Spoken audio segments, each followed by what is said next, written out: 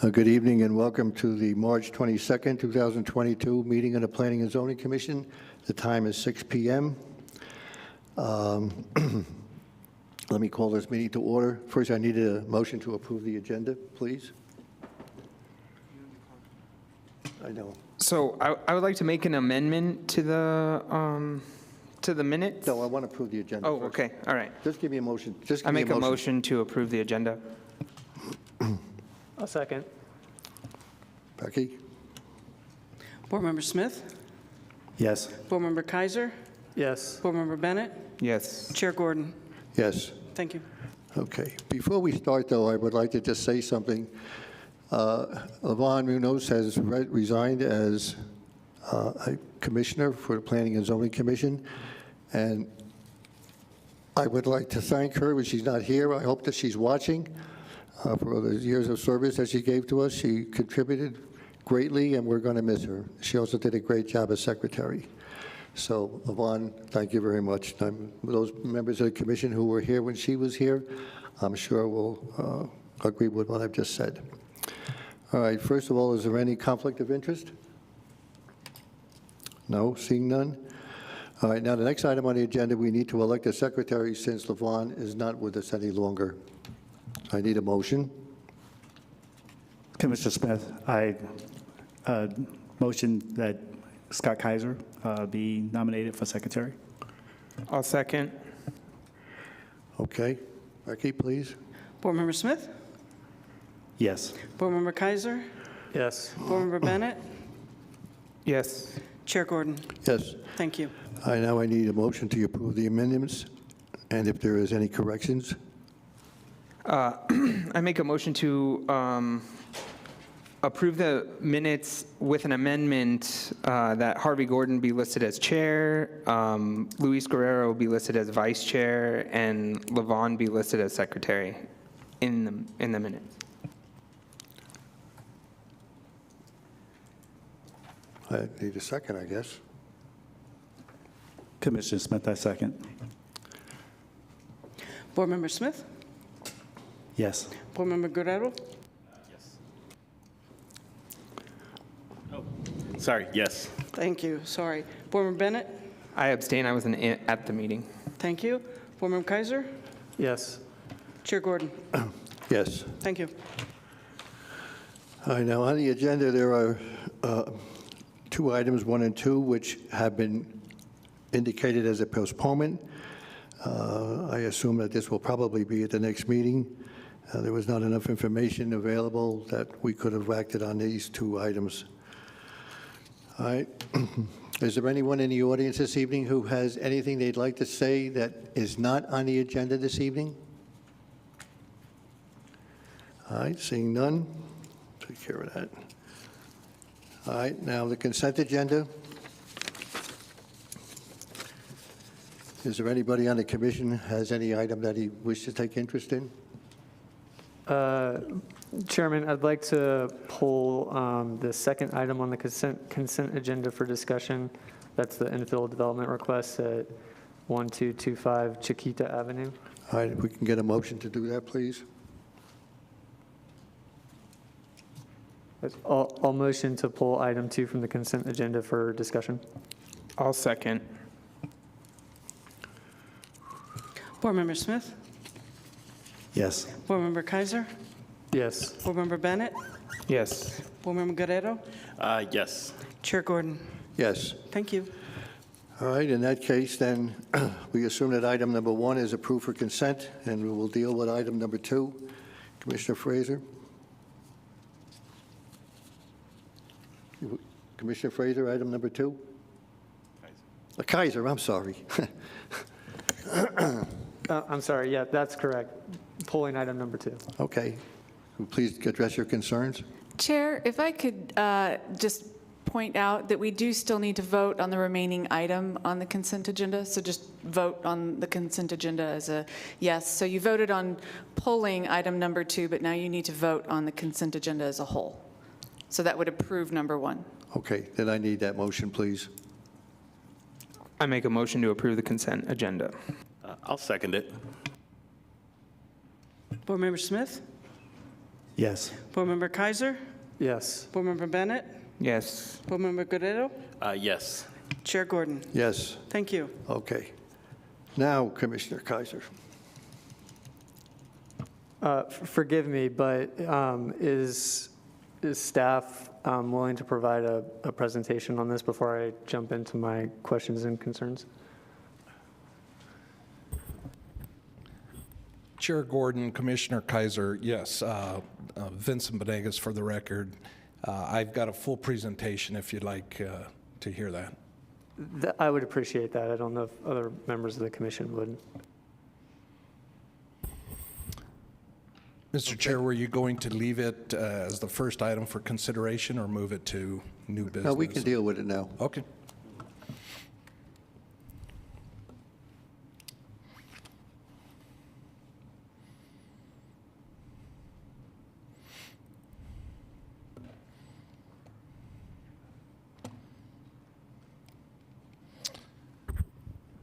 Okay, Vincent Bonegas, interim planner for the record. Mr. Chairman, Commissioners, good evening.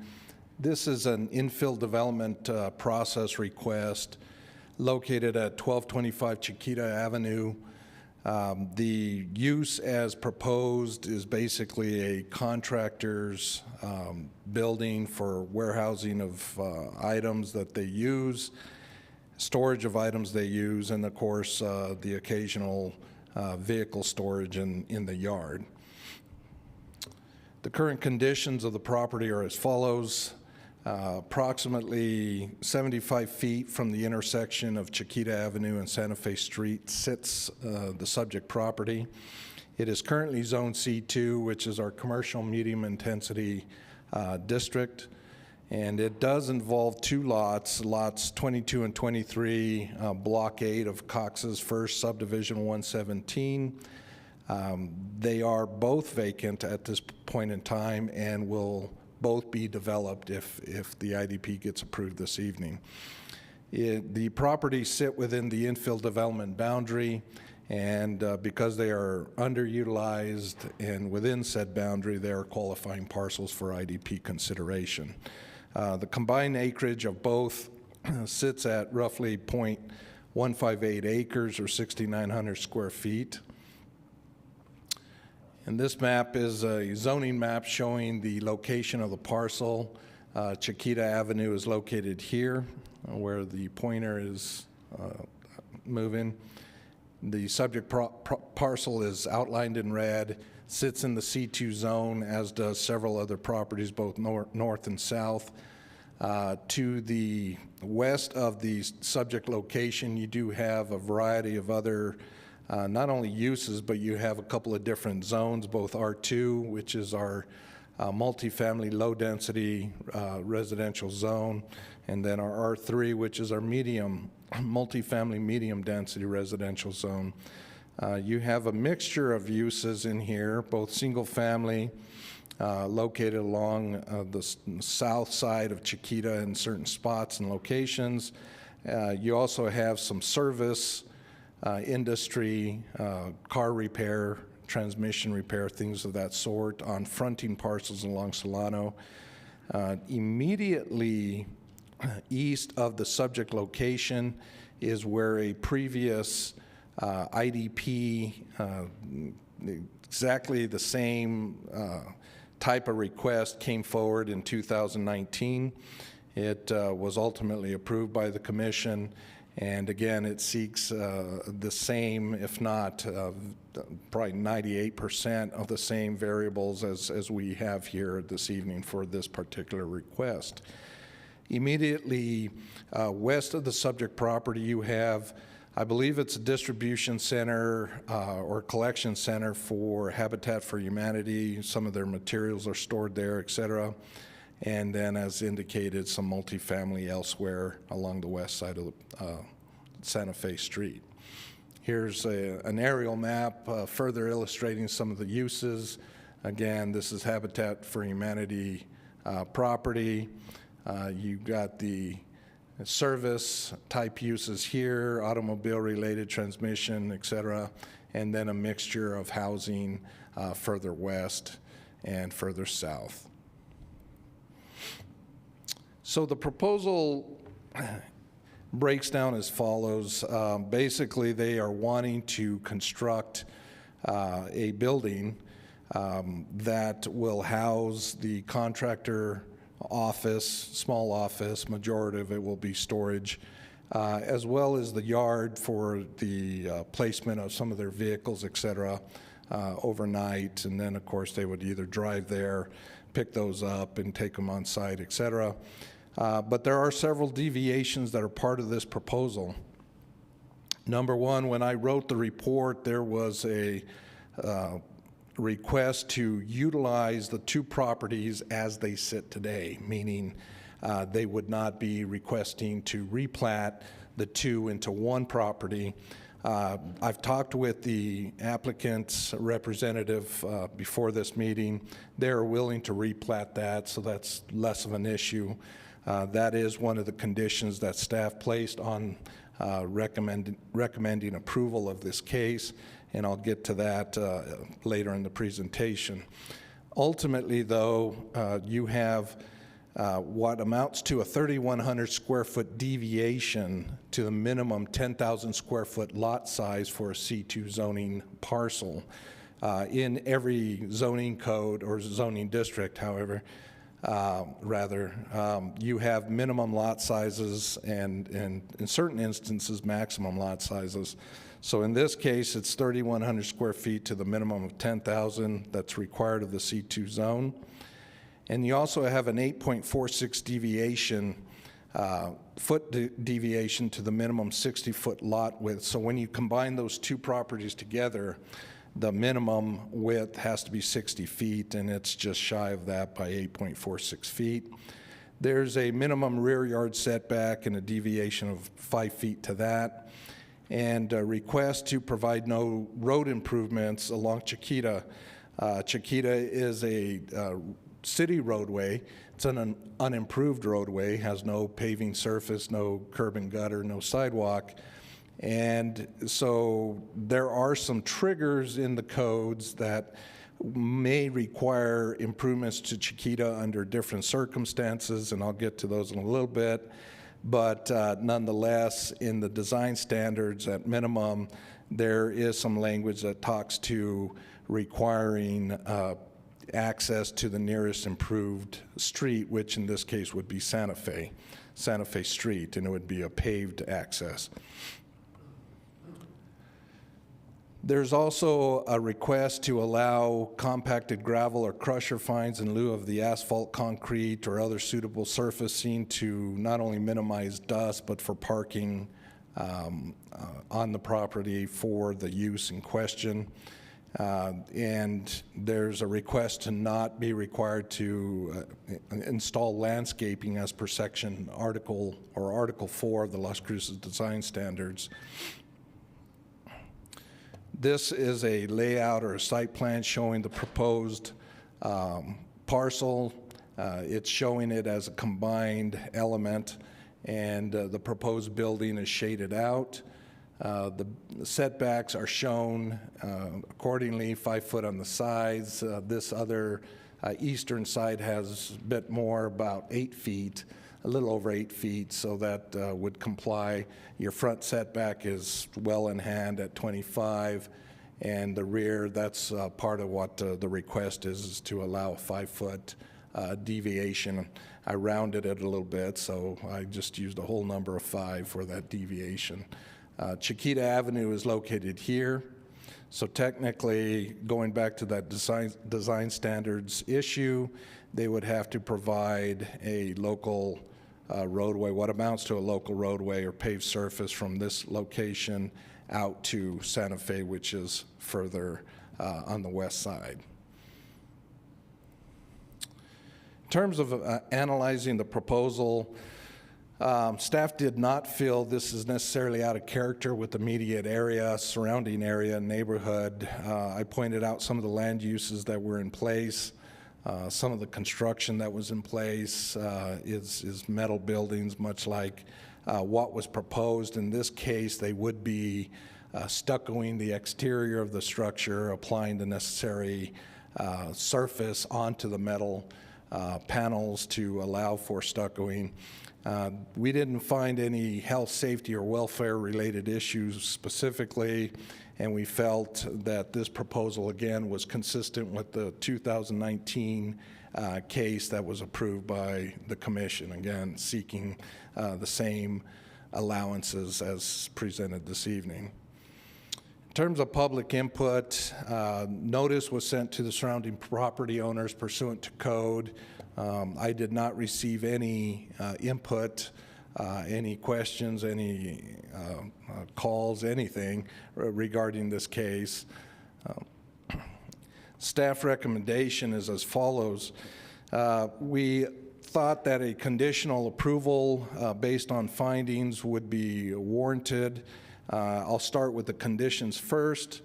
Again, the applicant does not have any problem with the first bullet, but that's stating that lots 22 and 23 be replatted into one lot prior to the issuance of certificate of occupancy. So they'd be allowed, if approved this evening, to go ahead and submit for their building permit, but prior to any certificate of occupancy that would be issued, they'd have to complete the replatting process going from 2 lots to 1.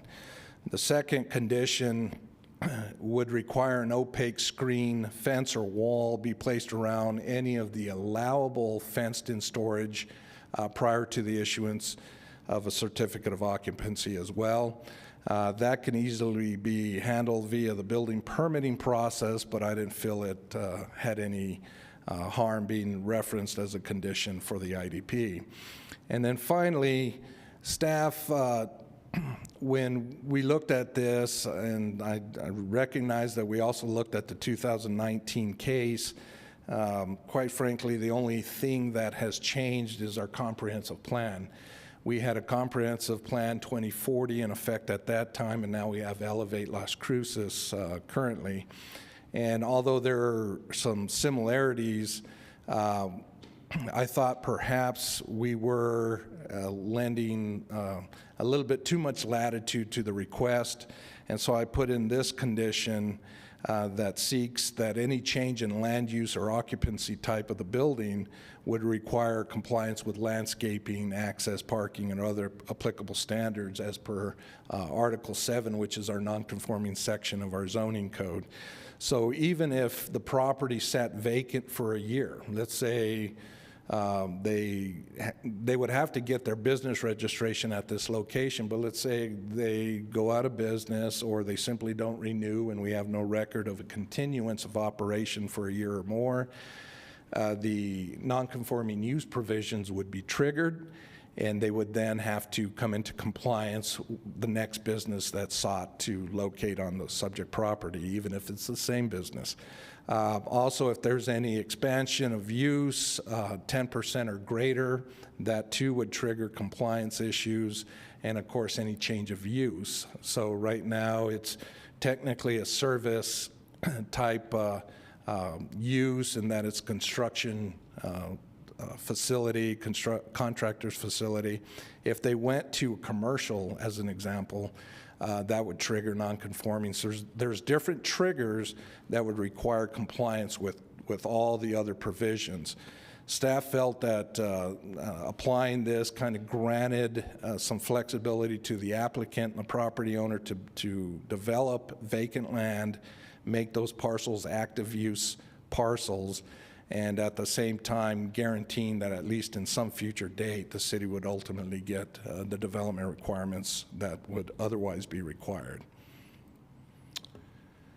So in terms of the findings associated with the recommendation, the subject property is existing vacant property. As indicated, it falls within the IDO and it is eligible for IDP consideration. It basically takes 2 vacant parcels as indicated and develops them into active parcels, furthering potential economic development opportunities in our community. It also is supported by the infill policy plan, criteria for decisions in the Muni Code pursuant to Section 2-382. It is consistent with that 2019 IDP case, deviations are the same. It is also supported by various goals, policies, and actions of the Elevate Las Cruces Comprehensive Plan. It meets the purpose and intent of the 2001 Zoning Code, Section 38.2. It falls within the urban neighborhood place type, which is characterized by medium to high-density residential land uses in areas of supporting neighborhood commercial development. This may not be commercial per se, but there's latitude in how these place types are applied, and service of this sort, at least in terms of what's proposed, is felt to be in line with those provisions. The property is also located on a commercial block that's characterized by commercial, storage, and service-related businesses, which front Chiquita Avenue. And your options this evening, Mr. Chair, Commissioners, is to vote yes and approve the case as presented. You can vote no and deny it. Just keep in mind that denial requires new information or findings of facts that are not identified by staff during our review. And you can vote yes with conditions. Staff would recommend that you consider the conditions that were presented by staff. You could also look at the various requests, the elements of the request by the applicant, and you might feel that you like several of those and maybe have issue with one or two, in which case you want to remove those from the IDP approval process, so you can make those a condition as well.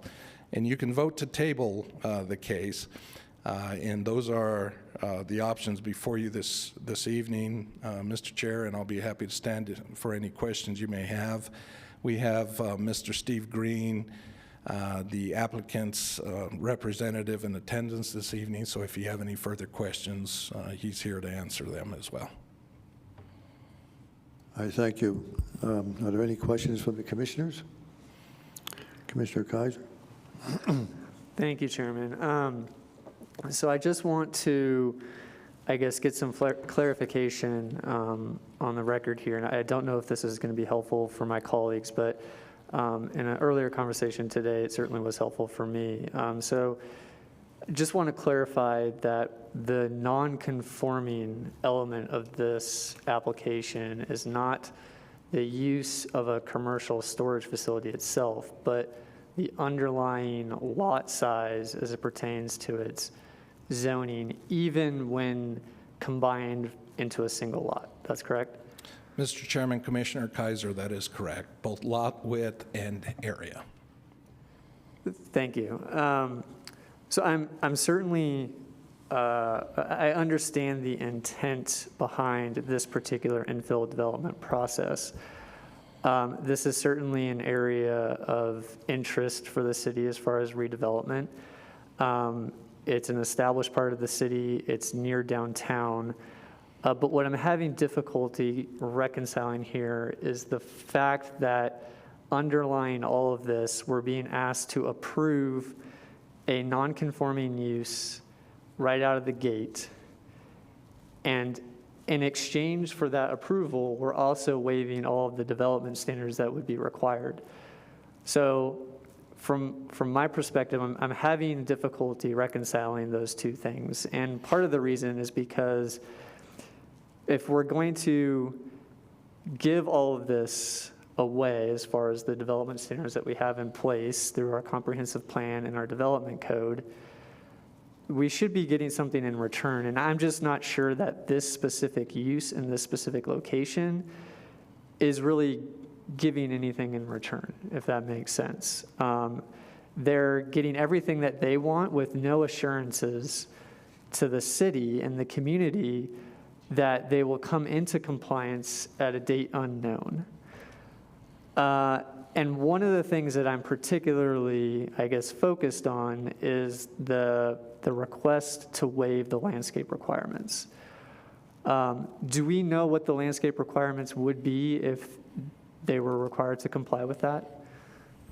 Yes, sir. Mr. Chairman, Commissioner Kaiser, in looking at the site plan that was provided by the applicant, staff did some calculations utilizing Article 4 of the Las Cruces Design Standards The lot size is 6,900 square feet, if, again, considering both lots. The building was identified to be 2,400 square feet. So you take the lot size minus the building square footage, and that remaining square footage times 15% nets you 675 square feet of landscape area. And according to the provisions, Article 4 provisions, then it breaks it down by how many trees, how many shrubs, how much ground cover you're required to have. And I've got those numbers if you'd like to hear those. Please. So based on those calculations, one tree would technically be required as part of the landscape requirement, 14 5-gallon shrubs, 100 square feet, 67.5 square feet of ground cover, or 6.75, basically 7 1-gallon shrubs. Thank you. So from my perspective, this doesn't seem like much of an ask for the applicant. We've got a use that is industrial-ish in nature, if you will. It's a storage facility. There's already a lot of those on Solano Avenue in this corridor. We've got residents that are adjacent. I just don't think a fence or wall is really sufficient here. It just seems like, if, I'm sympathetic to the applicant's position here, but I don't think asking to do landscaping is really a major burden. This part of the town could use some additional landscaping. It keeps dust down. It provides stormwater benefits. It provides some visual softening of the wall and the facility itself for neighboring residents. So from my perspective, I'd like to see that requirement still be in place. I don't feel like it's a great burden here. So those were just some of my questions and concerns related to this project. Commissioner Kaiser, I just have a question for my clarification. So what you'd like to do is you'd like to have these shrubs in the one tree also with the opaque screen around the property? Is that an additional? It would be in addition, the landscaping would be in addition. And actually, just one additional question on top of that. The wall itself, is there a setback from the property line required there? And Mr. Chairman, Commissioner Kaiser, in this particular case, in that the adjoining parcels are commercial or service related, they could be right on the property line or just inside the property line. Even on the main access, what's the name of the road? Yes, Mr. Chairman, Chiquita Commissioner Avenue. Kaiser, along Chiquita Avenue, they could go just inside their property line. They'd have to comply with a maximum 6-foot height, if memory serves, for front yard location criteria, and then go up to 8 feet beyond that. Understood, thank you. And to answer the question, yeah, I think landscaping would be a simple request here to soften the use and provide some benefit to the neighboring community. Thank you. Does the applicant have anything to add to this? What our discussion just, you come forward, certainly.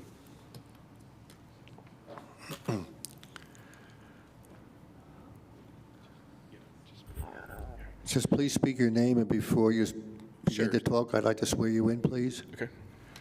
Your Right hand or left hand? Do you swear or affirm that the testimony you're about to give is the truth and nothing but the truth under penalty of law? Yes, sir. Okay, would you like to address Commissioner Kaiser's concern? Sure. Steve Green, for the record.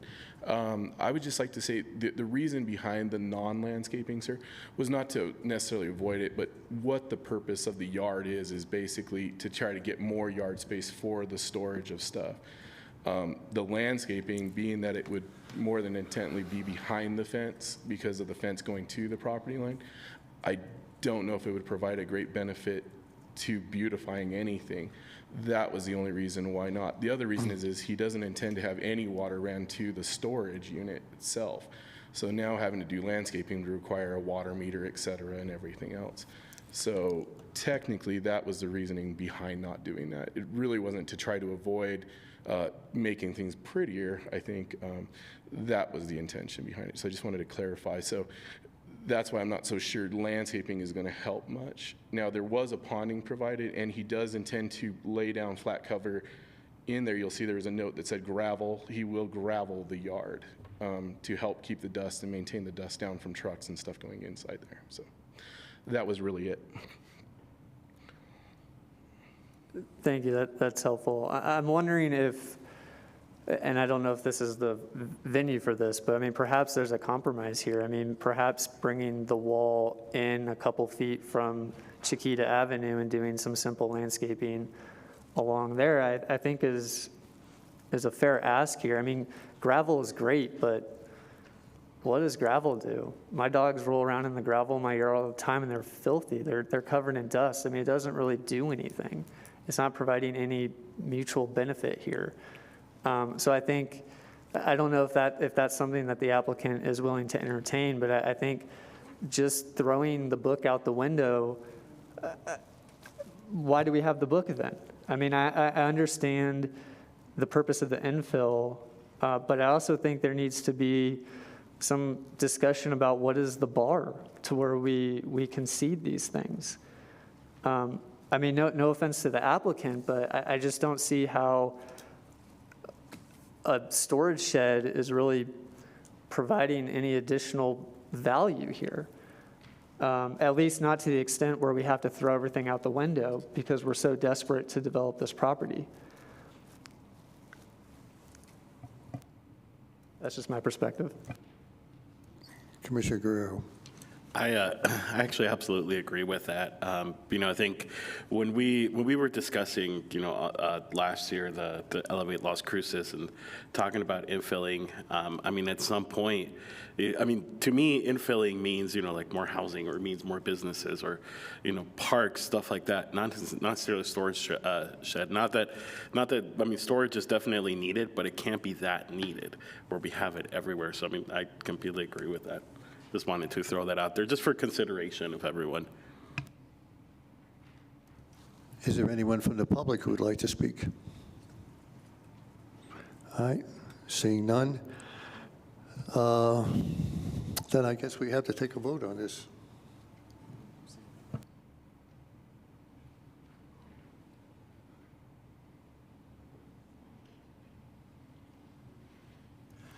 I guess we're going to have to find if any commissioner wants to make an amendment to this. I would assume in this case adding that additional condition. Yeah, so I may need staff's help here, but I'd like to motion to approve this application, but requiring the landscape, I guess, what is it?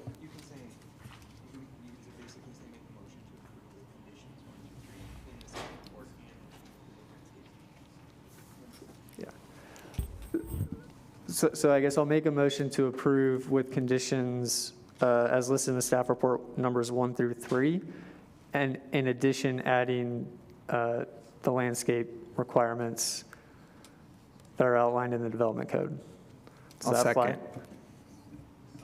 I have a question for council. If we vote no, if the majority votes no, that sort of kills the whole item. So can you come back with a second vote without the amended condition? Oh, yeah, if you kill the amendment, you can do a second vote for without the amendment. All right. I think there's going to be some discussion with Mr. Benegas and the representative. I want to make sure we get this correct.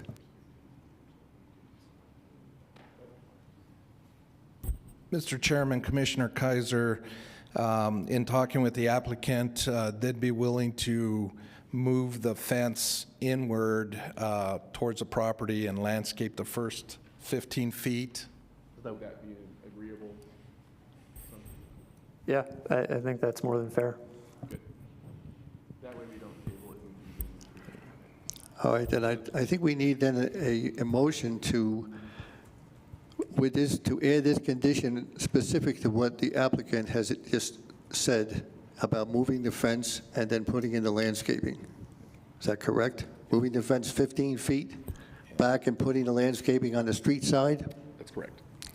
Does that satisfy you? Yes, it does.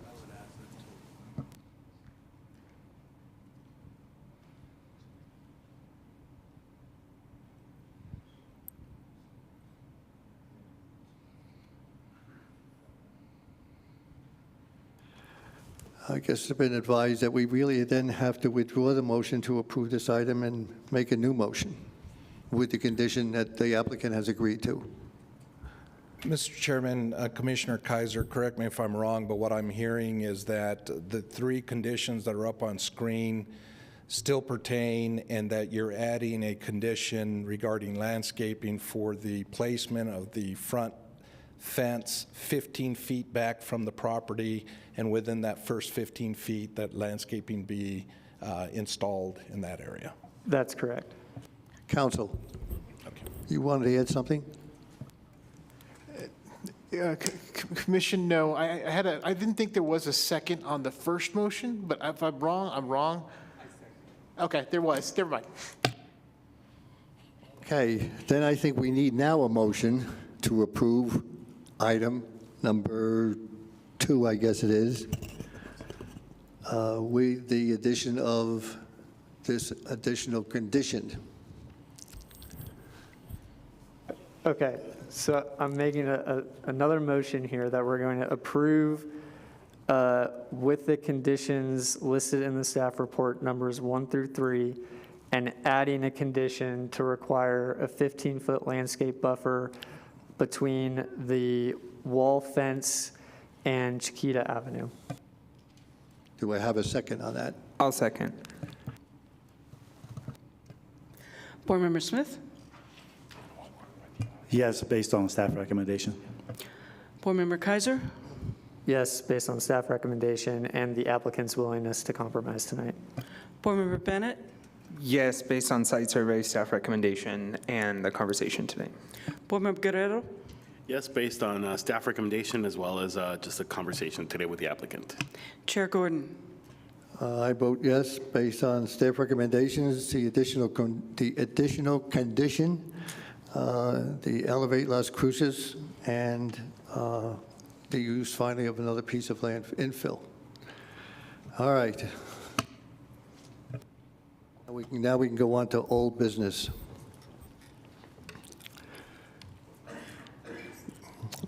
I guess item number 1. We have a presentation from staff. We do.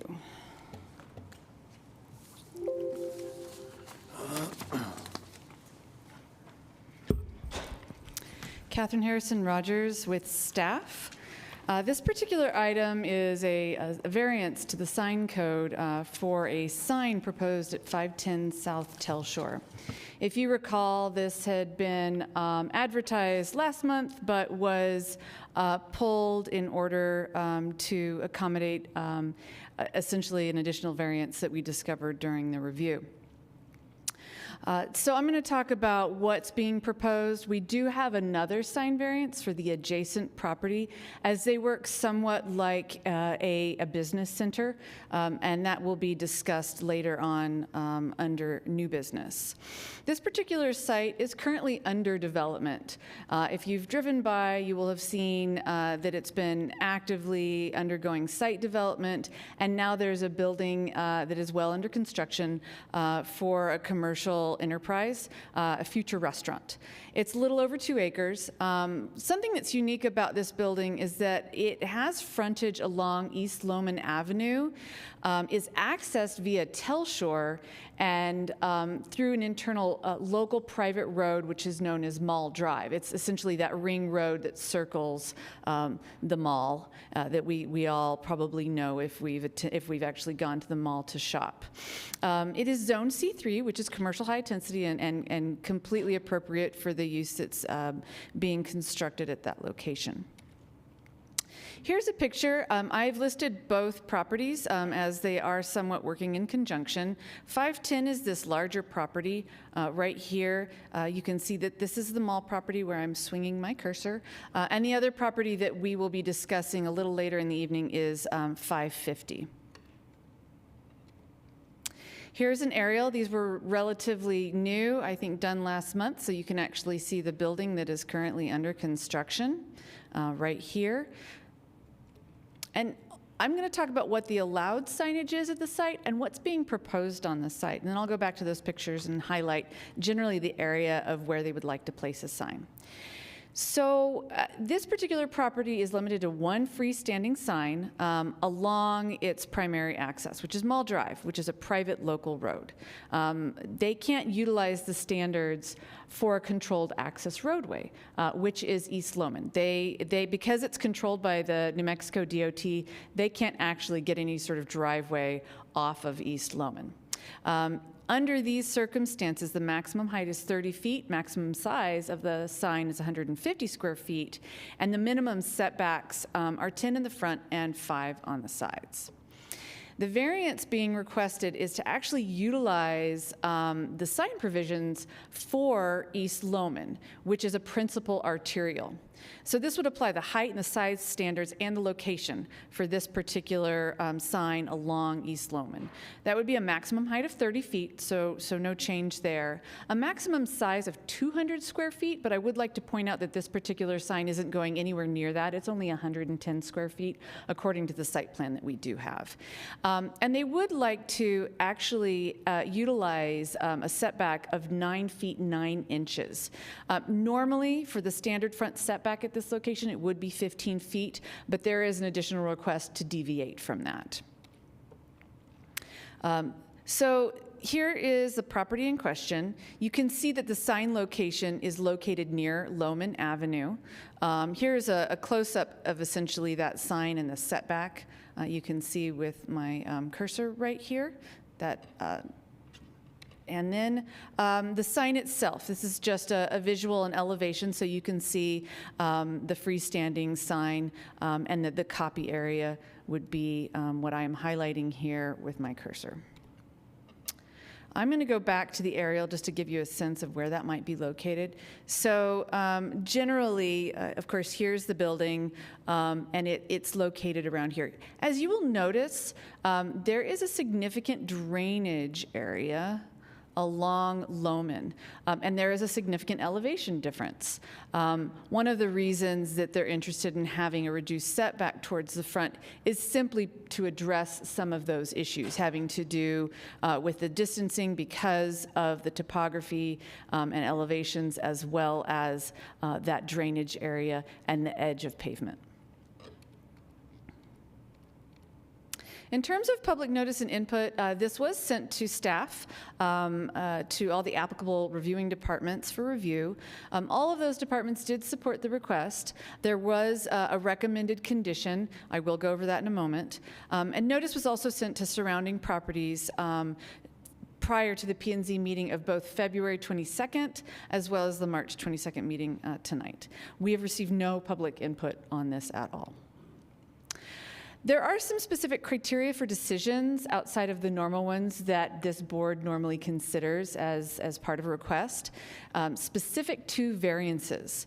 One being a physical hardship relative to the property in question, the potential for spurring economic development either at a neighborhood or a regional level, and then monetary considerations relative to the options available to meet the stated objectives of the applicant. I would like to point out not all of these criteria have to be met, only one. And in this case, during staff's review, we did feel as though 2 of these criteria were met, and I outlined that also in the staff report. This evening, staff is recommending conditional approval of this particular variance, specifically because this really is a unique site in terms of its access and some of the other conditions on the property or adjacent to the property. We do feel as though the requests for these particular variances do meet the criteria for decisions as described in the staff report and then outlined in Article 2, Section 38, 10J of the Zoning Code. The condition is really specific to how the sign is constructed. If you had an opportunity to visit the site, there is a significant wall that is being constructed. And one of the issues is to ensure that the footing of that sign essentially is not going to have negative effects on that wall that is retaining a significant amount of fill. And so that is something that we would determine through our permitting process, and our engineers would look at closely along with their design professionals. So if there are any questions, I'm happy to answer that. There is a representative from PDG Development also available to answer any questions about the proposal. Thank you, Catherine. I don't know if any of the members of the commission at this point were here. I think it was maybe 2 years ago when this item was first approved by the commission, this piece of property. And we approved it, and then there was a tremendous conflict with the mall owners as to the use of the mall drive. But eventually they came to some agreement, and this project has gone forward. So I think there's going to be a sleep store, a restaurant, and I don't know what else is going in here at the moment. But anyway, is there anyone from the commission that has any questions? Mr. Kaiser? Just a quick clarification. So what we're approving tonight is the sign as proposed, or the full allowance of what they could do based on the sign ordinance? So the way the report was written is essentially to be able to utilize the criteria as outlined for a principal arterial, and to allow that freestanding sign along that controlled access roadway. However, if you would like to limit it to the sign as designed in terms of 110 square feet, the height, which I believe is, it may be 30 or 29, I'd have to double check. You can do that as well. But the way the report was written was just simply to apply those criteria. Thank you.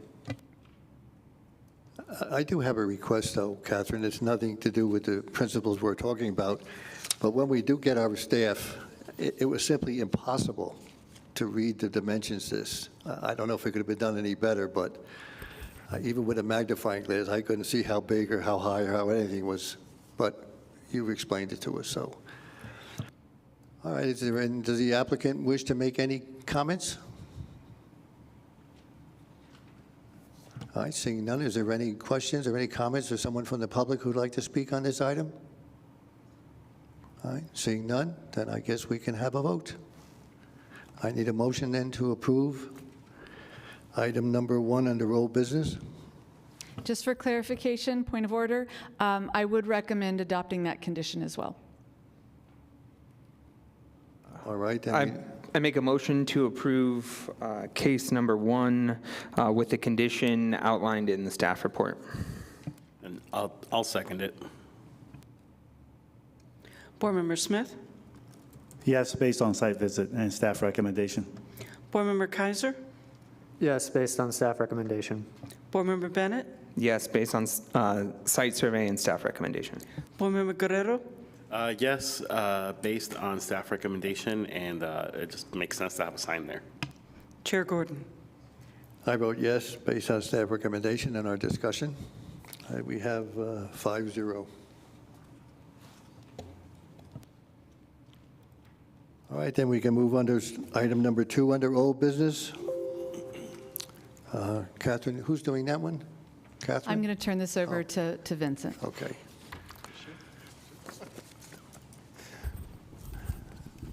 Mr. Chairman, Commissioners, Vincent Benegas, interim planner for the record. This case involves property located on Baton Memorial West. It involves the rezoning of property. It's a single property with 3 different zoning designations upon it. It is currently R2, C2, and M1, M2.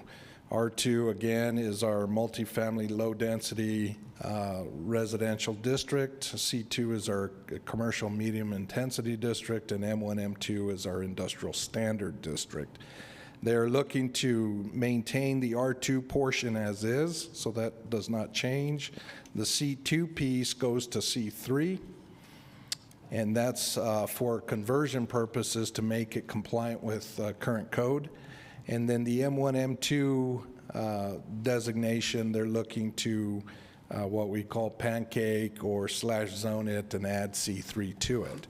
And this is case 21Z005000141.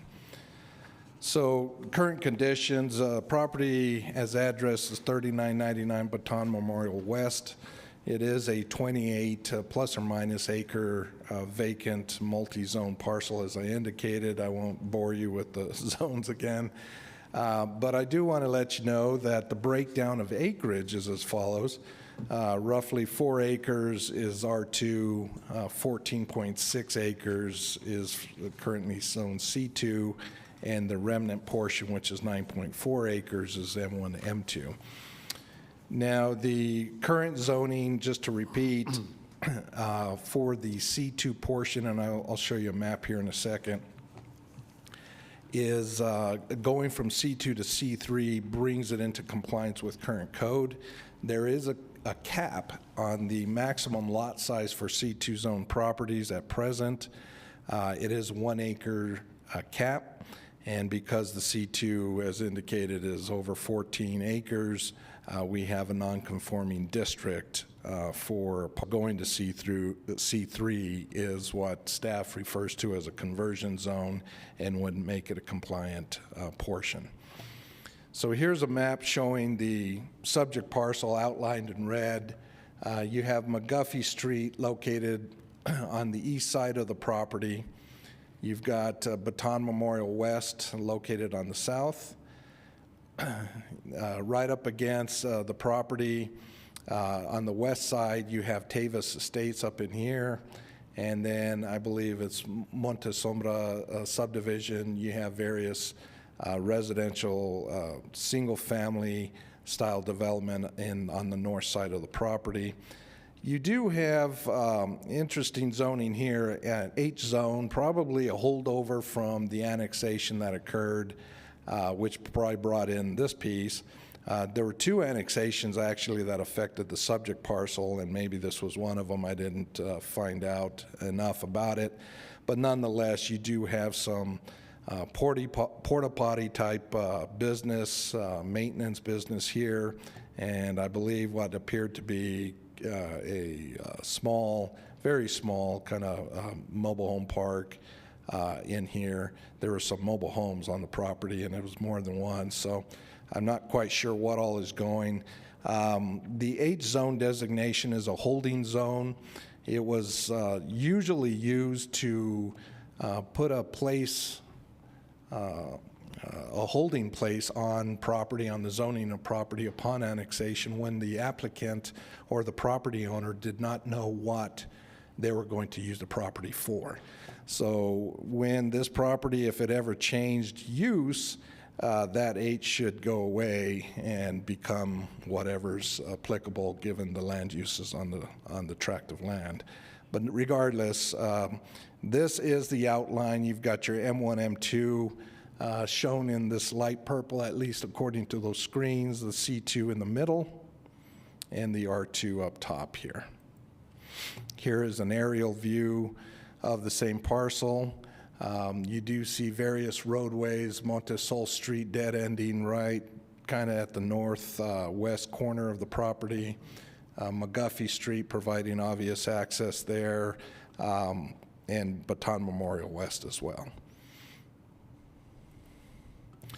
So the proposal is, again, to rezone, maintaining the R2 piece as is, converting the C2 to C3. That was more of a staff request to bring about compliance with that segment, and to add a C3 component to the existing M1, M2 zoning on the southernmost portion of the property. Roughly speaking, 66, if you consider the R2 piece remaining intact, and basically the C2 go to C3 uses, basically 66% of the entire parcel remains intact from a land use perspective. So nothing immense is changing in terms of land use. It brings about compliance to that C2 zone, and in pancaking the C3 on top of the M1, M2. Staff feels that it allows for greater development flexibility, potentially allowing for uses that are more congruous to the surrounding development and neighborhood, as opposed to just your strict application of M1, M2. In that M1, M2 zone, you can have certain commercial uses. They're far more limited than what you would find in the C2, C3 district, but by adding C3, then that opens that up. It also sets in motion a proposed, and I believe I got this right, the term build for rent style of development. It's a residential style of development. I won't steal too much of the thunder. We got Mike Clemens in the audience, who's the representative for the applicant. He'd like to speak on the proposal that they have in mind for this property. But nonetheless, it has a look and feel of some of the residential neighborhoods that we see around town. But it is geared towards the renter market, as I understand it. There are some amenities that are being proposed, ball courts, community buildings, et cetera, based on a proposal that they shared with staff some time ago. It's certainly the concept that was presented certainly seemed very nice, a very nice fit to what is around it. And I'd like to emphasize also that with little effort, the applicant would be able to accomplish today what is being set in motion for the near future. So with the R2 and C2 district, they could virtually do what they want to do. They may have to either seek a non-conforming certificate for that C2 piece or subdivide into 1-acre lots with shared access, et cetera, in order to make the vision a reality, but it could be done. I just show this for illustrative purposes, information purposes. This is what they shared with us. I don't have all the details of this. Mike will be able to better inform you as to the configurations and what's going on here. But this, in essence, is the R2 piece, and what you see here, for the most part, is the C2 zoned portion at present.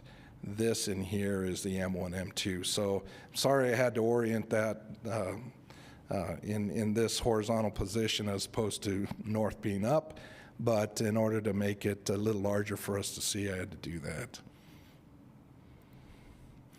Some photos just of the property, nothing exciting about it. It's vacant at present. There are some billboards located along the frontage road, Baton Memorial, but this is looking west at the intersection McGuffey and Baton.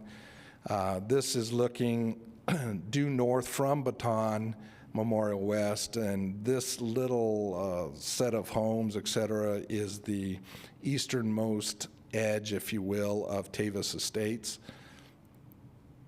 This is McGuffey looking southwest, again, vacant. You begin to see some of the residential development on the north.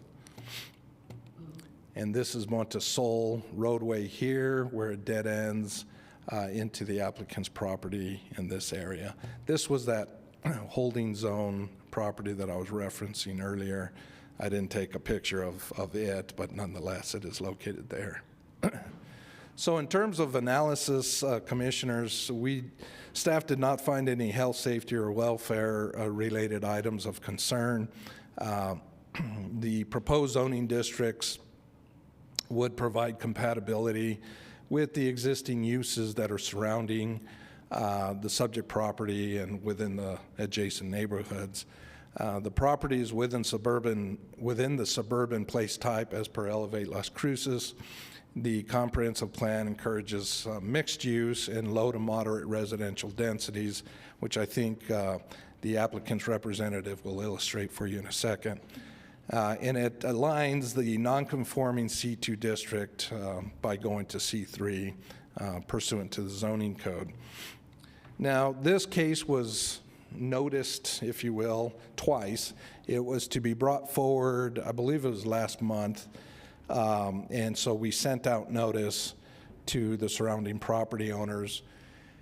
And at that time, staff received considerable notice. I know myself, I must have received at least 20, maybe even 25 phone calls. Some were just inquisitive type of calls asking what was being proposed. A lot wanted to know more about the exact proposal, what they were looking to build, et cetera, which I think tonight the representative can help answer. And very few were actually opposed. Most of the calls that seemed to go in terms of an opposition direction, once I explained to them the zoning and how that worked, and certainly what is in place today and what is being requested for the future in terms of allowable development, they began to understand that, what is being proposed could be a good thing for them as opposed to something that's considered nightmarish, if you will. But for this meeting, notice was sent out to surrounding properties once again. And this time around, believe it or not, staff did not receive any input. I did not, and I'm not aware of anyone else receiving any substantial input at all. So it appears as if the applicant, I know they've been in contact with some of the surrounding property owners. I know residents of Tavis Estates. Kent Thurston indicated to me that he had met with some of those folks, and I think he allayed some of the fears that they may have had. So staff recommendation is approval based on the findings. The proposal maintains approximately 66% of the uses authorized under the existing zoning code through this request. This conversion to C2 to C3 is really a staff initiative to make it a compliant zoning district within the context of this property, and that the addition of C3 atop the M1, M2 allows greater development flexibility, allowing potential development that's more in keeping with the surrounding neighborhood. And the proposed development, which again is conceptual, and we must keep in mind that we're not approving the development per se, we're approving the zoning, but what they will show you, at least in concept stage, is compatible with the residential uses in the vicinity and certainly with the suburban neighborhood place type identified in our comprehensive plan. And regarding the comprehensive plan, there were several goals, policies, and actions that supported this request, certainly in line with the purpose and intent of the 2001 zoning code and criteria for decisions in our municipal code. So your options here this evening, Mr. Chair, Commissioners, to vote yes and approve the request as stated, vote no to deny it. You'll have to provide additional information or findings not presented this evening by staff. You can vote yes with conditions or vote to table, and that concludes staff's presentation, Mr. Chair, and I'll stand for questions. All right, thank you. Does anybody from the commission have any questions? I have one question. Yes, sir. The only access to this property will be off of McGuffey. Does it take two? I could go back to that. There it is. Yes. There's looks like three. Mr. Chairman, so yeah, what they're showing here, and I would assume this hasn't changed, Mike can certainly speak to that, but what I'm seeing here is definite direct access off of McGuffey. If they are to seek access, future access off of Baton Memorial, that'll have to be vetted through the New Mexico Highway Department. I would go to the DOT. Sorry. All right. Since there are no other questions, does the applicant have anything he'd like to add? Please come forward. State your name and let me swear you in. Mr. Chairman, he's got some slides to show as well, so. Okay. Well, first, please state your name and then let me swear you in. Yes, Mike Clement. All right. Do you swear or affirm that the testimony you're about to give is the truth and nothing but the truth on the penalty of law? Yes, I do. Then go ahead. Thank you. Okay, thank you. Is it coming? You punched it already? Okay, my name is Mike Clement. I'm with Property Design from Phoenix, and I am part of the development team. And actually, we're excited to be here. We hope to be bringing you good tidings of joy. The housing development Director has brought to our attention, you've got a shortage of about 5,600. Have we not hit it yet? Thank you. While we do that, you've got a shortage about 5,600 rental units, not to mention single-family for sale units here in the community, and we hope to be a part solution in doing so.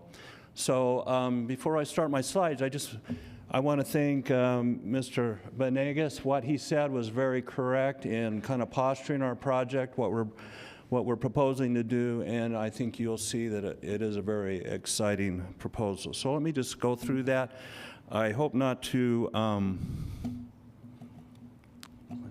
just click. Thank you. To repeat too much of what he had to share, but let me just kind of go through this. Here's the parcel again. It's 28 acres in total that's involved with this case. You can see how it's postured.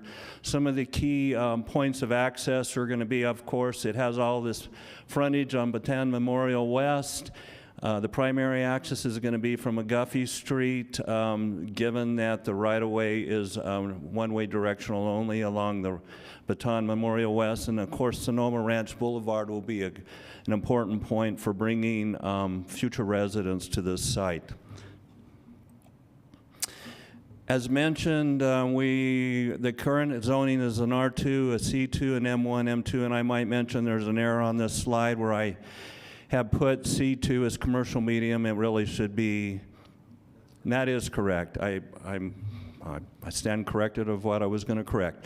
But that is, and what we really are doing is we're not doing anything with the R2, but we are going to fix a problem with the existing zoning. It was actually created many years ago, a couple decades ago, that hasn't been addressed with. So what we really have in place is a legal non-conforming use of sorts, in that we can, as was mentioned, continue with the project, but in the course of putting this together, and I'm going to show you here actually what prompted us to come forward with this crest, to make it more conducive with what's in place in terms of zoning and actually more compatible with the neighborhood.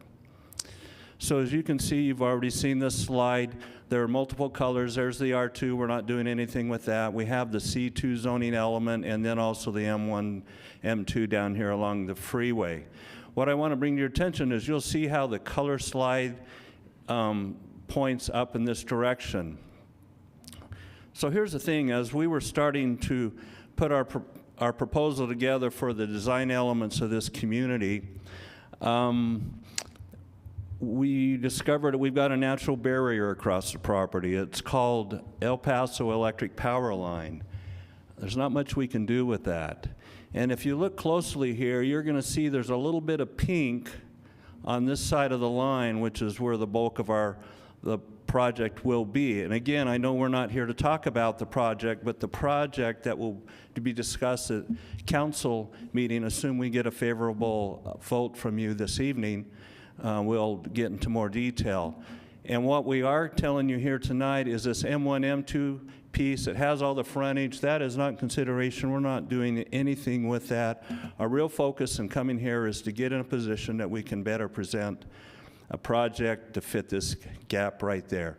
So that's the thing. We've got this power line, which is a national barrier, and we wanted to address that. As you can see here, we have an overlay of the project right there where the zoning line is right now. You can see where the power line is running. It's marked in blue.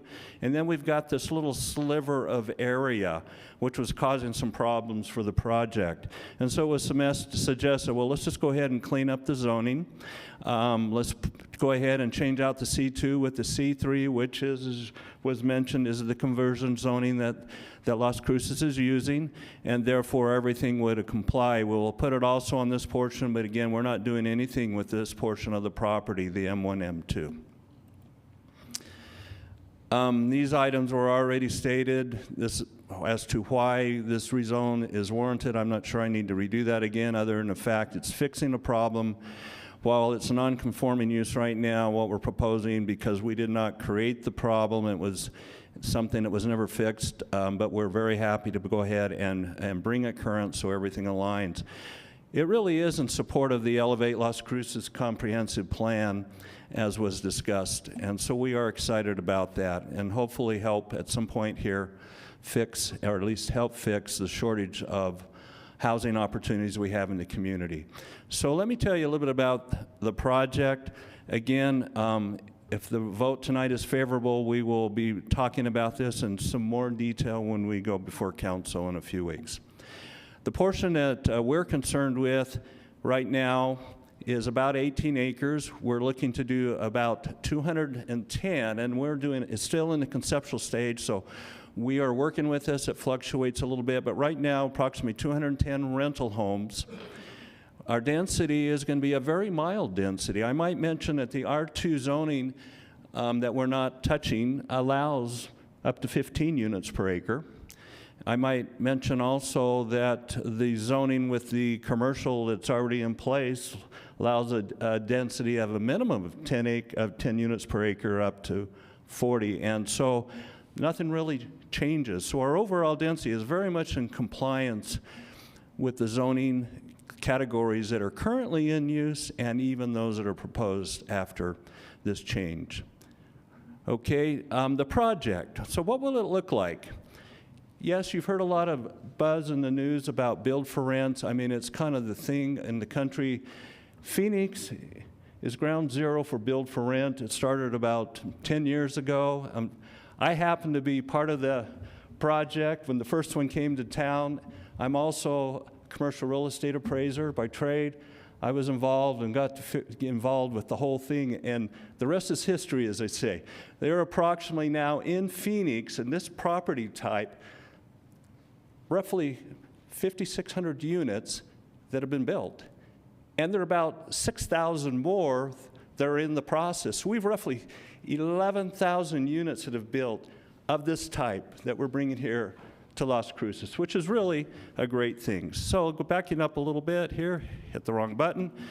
What we're proposing to bring to you would be these detached and attached units. They're basically single and twin homes, mostly one story, some will be two story. But the key thing about what's happening here, as opposed to an apartment community where you have people above and around and below sometimes, that isn't what happens. In these communities, these build for rent little communities, and these homes are sometimes referred to as casitas or villas, and some are bungalows. Still, they're all about the same. Everybody's going to get their own little yard. They're very pet friendly. Consequently, they have doggy doors, which is a big thing. By the way, we have been here doing some due diligence work in Las Cruces, and believe it or not, in the multifamily sector, almost everybody wants a dog. And what are you going to do with a dog? I mean, the idea of having your little private yards is phenomenal. I can tell you in Phoenix, these types of projects are so popular, they're basically fully leased before you even build them. And we hope the same thing happens here. And who knows, we may be bringing a whole lot more as time progresses. So in this particular project, there'll be 1 bedrooms, 2 bedrooms, and even some 3 bedrooms. There'll either be 1-story single or 2-story twin homes. It's a gated community, resort-style amenities. We'll have these little paseos. So when you look on this site plan right here, it kind of gives it away. We're creating all of these little green areas are literally going to be green with grass. I know we have a community right here. We've got the Tavis Estates. Well, they're actually getting an extremely nice buffer of green space here. We are putting a dog park there. We're putting pickleball courts here, but it'll be very green. We'll have another picnic area up in this area and other amenities along it. In between them, we're putting in these paseos where you see that they're green. And again, this is conceptual. The site plan is still in modification stage, but it'll, in the end, still look very similar to this. So this is a real good thing coming your way. Excuse me, before you leave that site, just Yes. go back one screen. What are all these little yellow things down on the bottom? Are they garages? Those? Yeah, Houses. those are houses. Yes. Okay, thank you. I know, it's pretty hard to tell. So yes, so what we have here, these are single detached homes. And those little brown things you see there is where you literally get to park there. Now, some have garages, some do not. These ones right here do not, but we'll have detached garage units nearby that they choose to rent when they can. Some of the units, which would be these ones here, these are basically two-story twin homes. They will have at least one garage or a garage and a half, plus there will be parking in between them, so it'll be very convenient. These ones along here literally are two-bedroom, two-bath little homes. And in the next slide, you'll see what they're going to look like. So does that answer your question? Yes. Thank you. So if I might also mention, I had referred earlier that there will be another passage of access. Right now, as you see here, this is our primary access. The community will be gated. There will be an access here. It will align with what fire is expecting. Now, what will also happen here, we have Montesol, as you saw earlier, it kind of continues on. Right now, there's a fence there, kind of dead end, sort of, and there's a dirt path that kind of continues along here. As proposed, we're not intending to continue that on through, by the way, to Baton Memorial, and actually it'll become a secondary access, so those coming off of Sonoma can literally come right over, come in and out, but it'll be gated. So it'll be an in and out and help circulate in the project. So there'll be multiple points of ingress and egress. So this will give you some idea of elevations that are coming. Here you see the clubhouse, and then this shows you what a little two-bedroom, two-bath detached home looks like. So that little patch of those little colored ones along the long way, this is what they are. A lot of these little homes, they literally are. And then here is a design element for the twin home. As you can see, there are 2 bedrooms and 3 bedrooms. And then also what we have here are the 1 bedroom, 1 bath, single story, and it'll be functioning as a twin home. Some of the elements, again, are listed here that we'll be bringing, and we can talk more about this as we move along. Secured gated entrance, clubhouse, fitness center, pool, of course, pickleball courts, walking areas, ramadas, the barbecues. It'll be bicycle friendly. That is important to us. The dog park, I cannot tell you again how important this is. I mean, Las Cruces loves its pets. That's become very clear to us. In terms of the homes themselves, they're going to be smart homes. So you're going to have the technology. You'll have an app for those that choose to use it, allow them to access the project through the gate. They'll be able to control, they'll be able to use their doorbell. They will have control of the thermostat and other elements of the project. The other thing I might mention is Amazon will have Dropbox there, and it'll be app controlled. So literally, you get a delivery, and you'll get a prompt on your app that you can go pick up at your mailbox. Again, one thing, and I don't have a floor plan to show you, but with the pandemic, there has been a change, a massive change, and this is not new news to any of us, where people are now traveling all over. You don't necessarily, for a lot of occupations, have to stay locally. Consequently, and people are choosing to work at home. We're putting work at home elements, so basically it's a little office in our homes. For those that choose not to do that, it'll be very accommodating, if you might will, to a pent room with a door you can put your pet in. They can have their own bedroom, if you will, or an exercise area. So it's really a nice little amenity that's coming. As far as the ceiling heights, they're 10 feet, ground floor 9 foot, and our 2-story twins will be 9. So there's a lot of height, and they feel very spacious. It is a very important element that we have found in Phoenix. And of course, we will be charging, these will be adaptable to charging units for electric cars, because as we know, that is the thing on the horizon. So if I can show you some elevations here very quickly, perspectives, if you will. These are just renderings. I wish to say that they were already built, because they would be already occupied. I really believe it's going to happen that quickly, but this will give you an idea. This will look, when you get the clusters together, this is what the access will look like to the various homes. You can see some of the design elements and how the parking will be. This was a view from the dog park area looking towards the homes and such. Here you can see what the twin homes, the 2 stories will look like. And here's one of the little paseos in between them. It runs the length of the project, which will be a nice place for kids to play, or for the pet to run or for just even a nice walk. It will create a sense of openness in the project. In terms of points of view, I wanted to let you know that there is a great deal of separation that's going on. In this particular line of sight illustration here, this would be a home on the neighboring project, and this would be the closest wall of a unit that we will be building in this community. And the location is happening right here on the site plan is where you see this. So if there's a home right there, if you follow my cursor and you're looking over the fence, we're looking at roughly 44 feet. So there's a great separation there. We even have a larger separation planned at this point between the Tavis Estates community and the nearest home. They were going to be up in this area.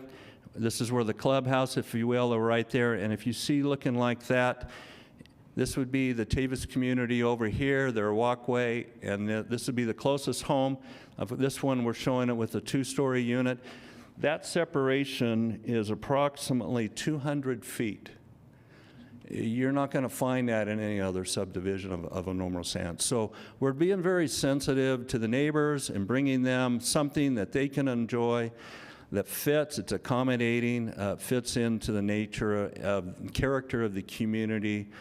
Granted, with the C2 that's already there, we could do so many different things, but that's not the direction we're going. So I believe that's it. I don't know if you have any questions, but I would be happy to answer them if so at this point.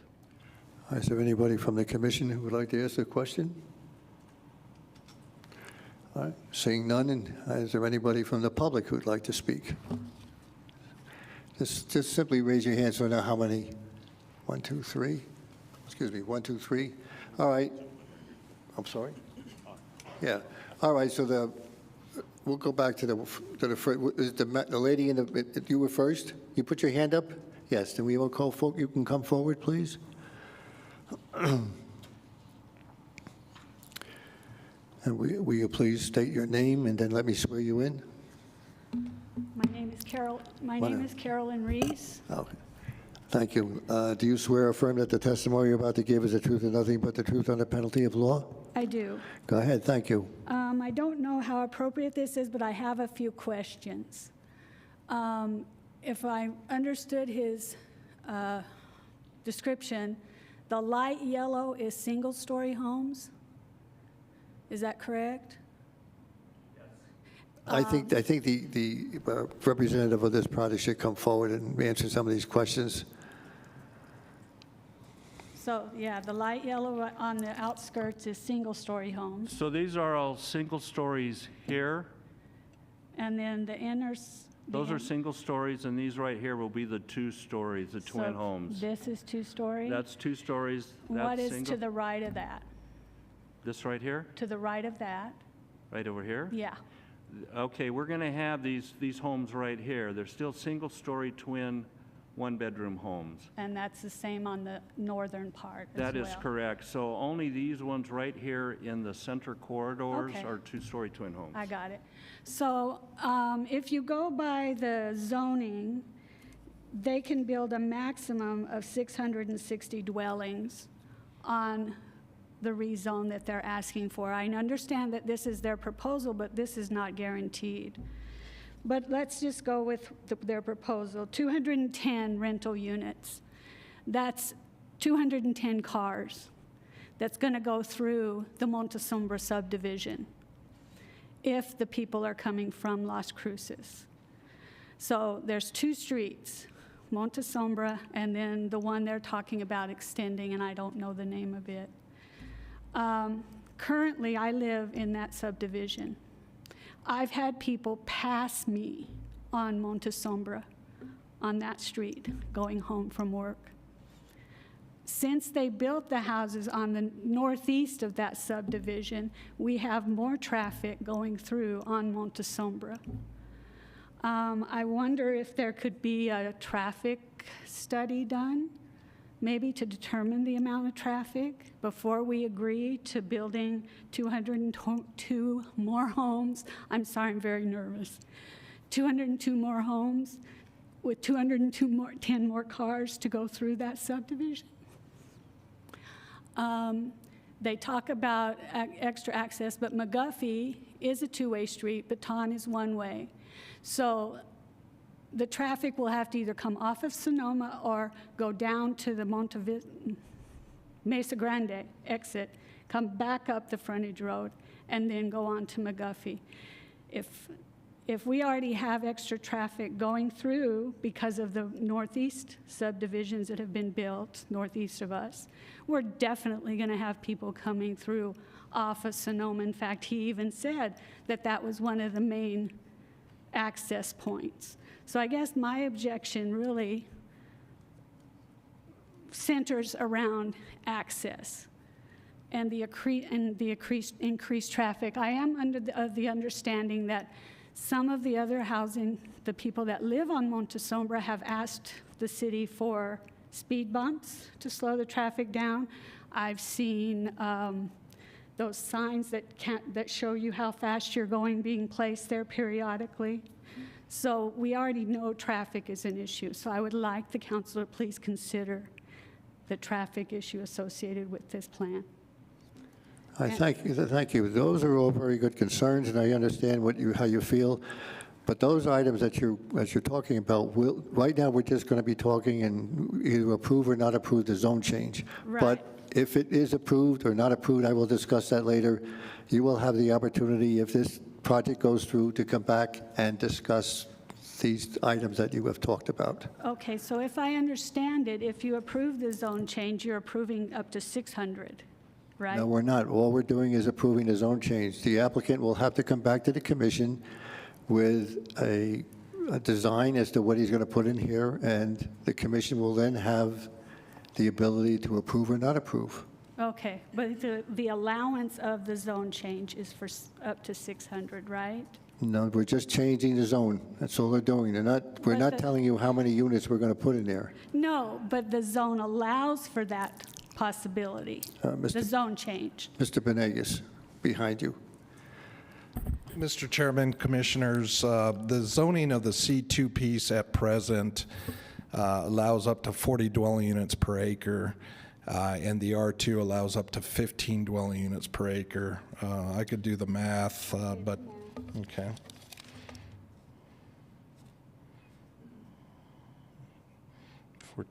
Yeah.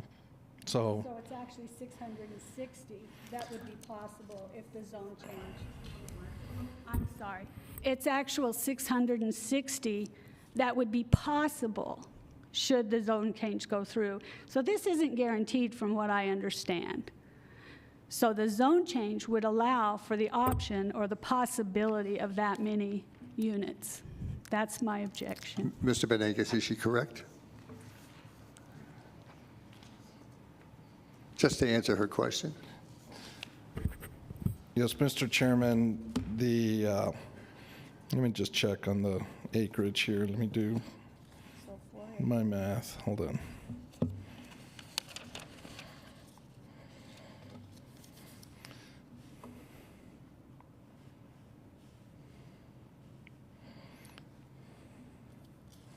See, I rounded it down.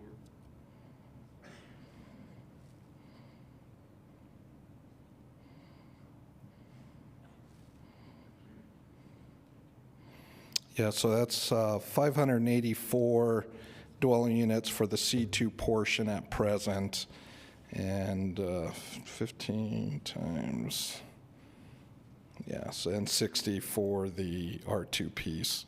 So we're talking 600? Yeah, about that. Thank you. Does that answer your question then? That confirms what you're thinking? It confirms what I'm thinking. Okay. I just want to make sure that my understanding is that if you approve this, that could happen. I would say yes. But Catherine? Mr. Chair, I would like to point out, under the current zoning, those numbers are identical. Am I looking at, and Vince, yes, you're correct. So regardless if you approve the zone change or not, they can still develop at that density. It's not changing that. Isn't that what I just said? I said yes. Okay? Yes, Mr. Chairman, the C2, whether it stays C2 or C3, the numbers of housing units remains the same. Okay, but we are going for a zone change. That's correct. Zone change only, and to clarify a point that you raised, assuming that they are not going to be requesting any variance or anything that would otherwise require any special consideration, and they would go right to permit if they receive zone change approval at the council level. All right, thank you. Is there someone else in the back who wishes to speak? Would you come forward, please?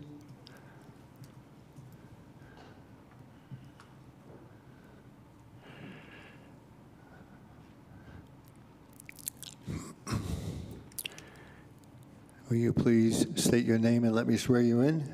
My name is Ann Tomzak. I'm a resident of Tavis Estates. All right.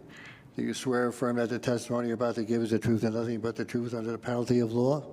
I do. All right, go ahead. Thank you. I actually had a question for the gentleman.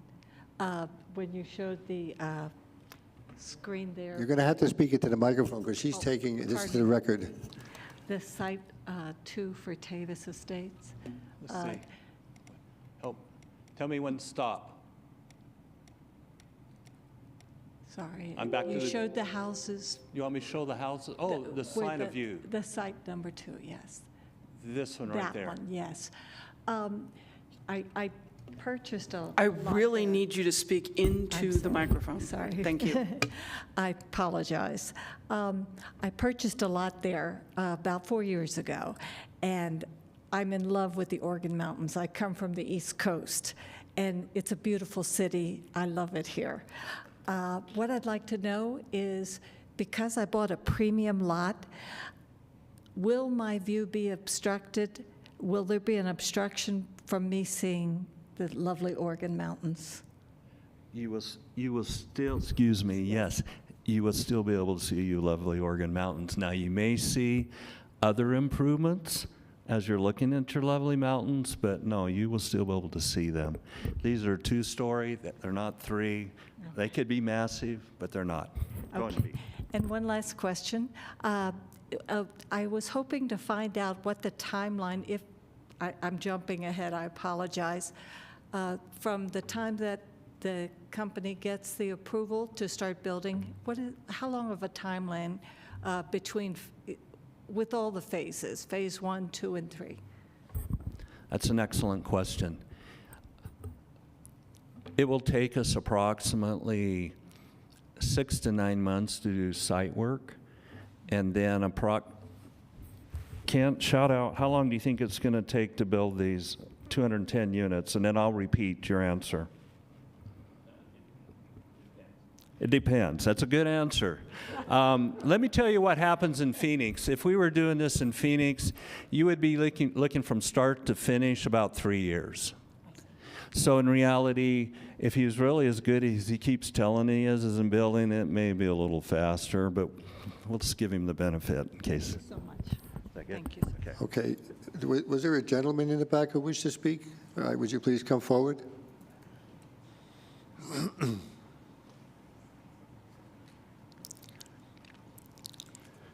And will you please state your name and let me swear you in? Kevin Connor.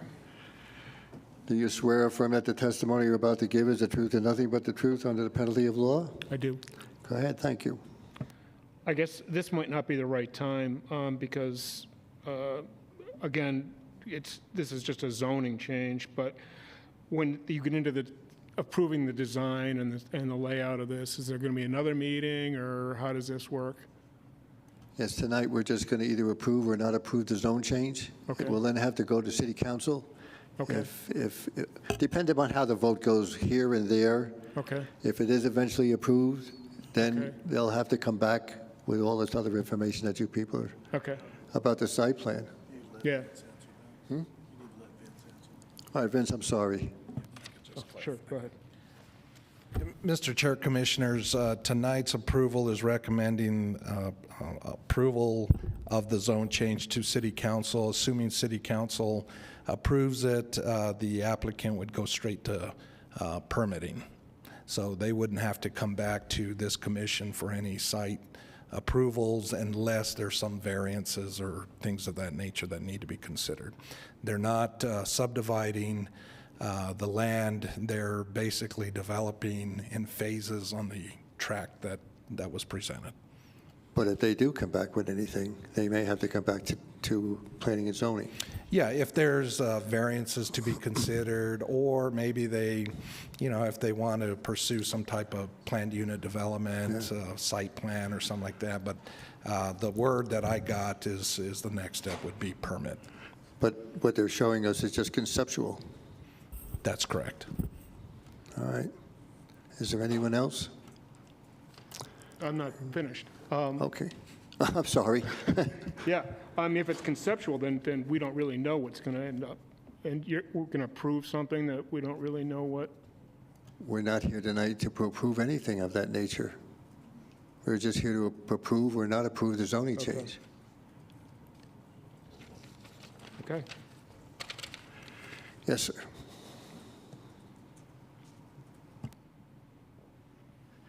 Yeah, I was just discussing the matter with this line of sight with my team members, and they wanted me to clarify, let me show you here, that this for perspective, while correct, may not necessarily be this point of view right here.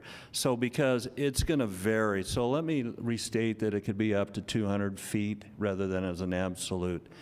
And the comment was, or the question was made, will I be able to see my mountains? And I just want to reiterate, you will. But it doesn't matter what we put there. You're going to also see anyone would see other things besides the mountains in that view. The whole goal here on our part, as you can see, is to make it green as lush as possible, and a great amenity for all residents in the area. So, thank you. Is there anyone else? Yes, sir, come forward, please.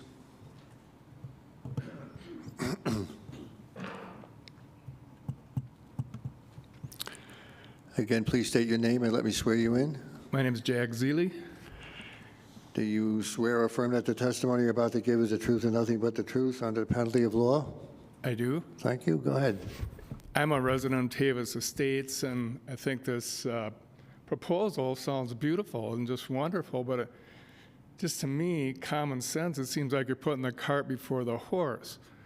Why would you approve a zoning change based on the possibility they might, once they get the zoning change, then they can propose something totally different? Or if something's C3, from what I understand, there's a number of things that can go in a C3 approval.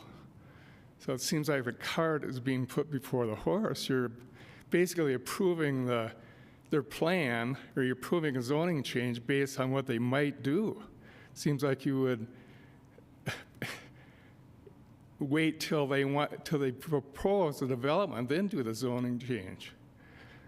There's a ton of things you're going to put in. And this lady that was talking about the traffic, it's going to be unbelievable, the traffic that goes through their neighborhood there, and especially for that one street that it's not McGuffey, but the other street. I mean, to funnel those cars through there, it's just, I mean, unbelievable, really. So I just want to make a comment. I just think that this is way ahead of it, that you should wait till this proposal for the development before you approve a zoning change. Thank you. All right, thank you. Was there someone else who raised their hand? Yes, sir.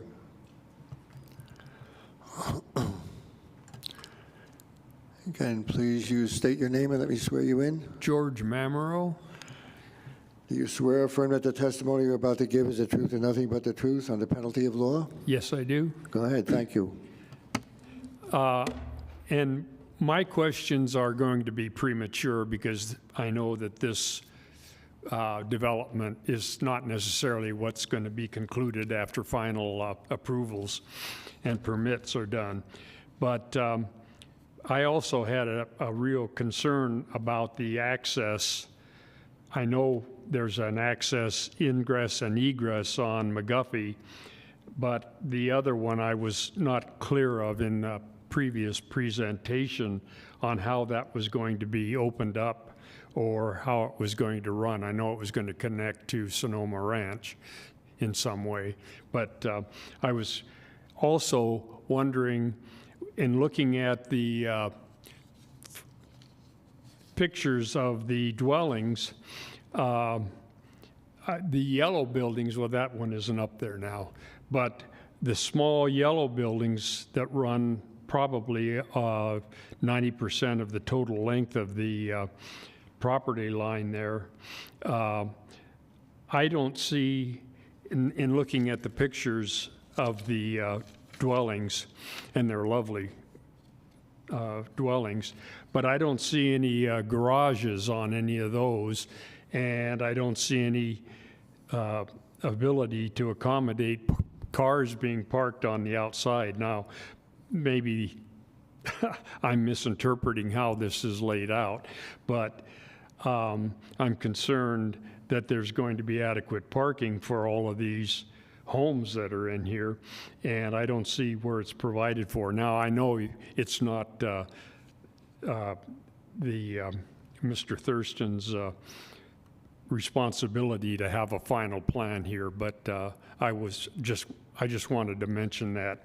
And I had one other concern, and I'm afraid as this brain gets old and solidified, it doesn't function well, and I can't remember what it was. So that's it. All right, thank you.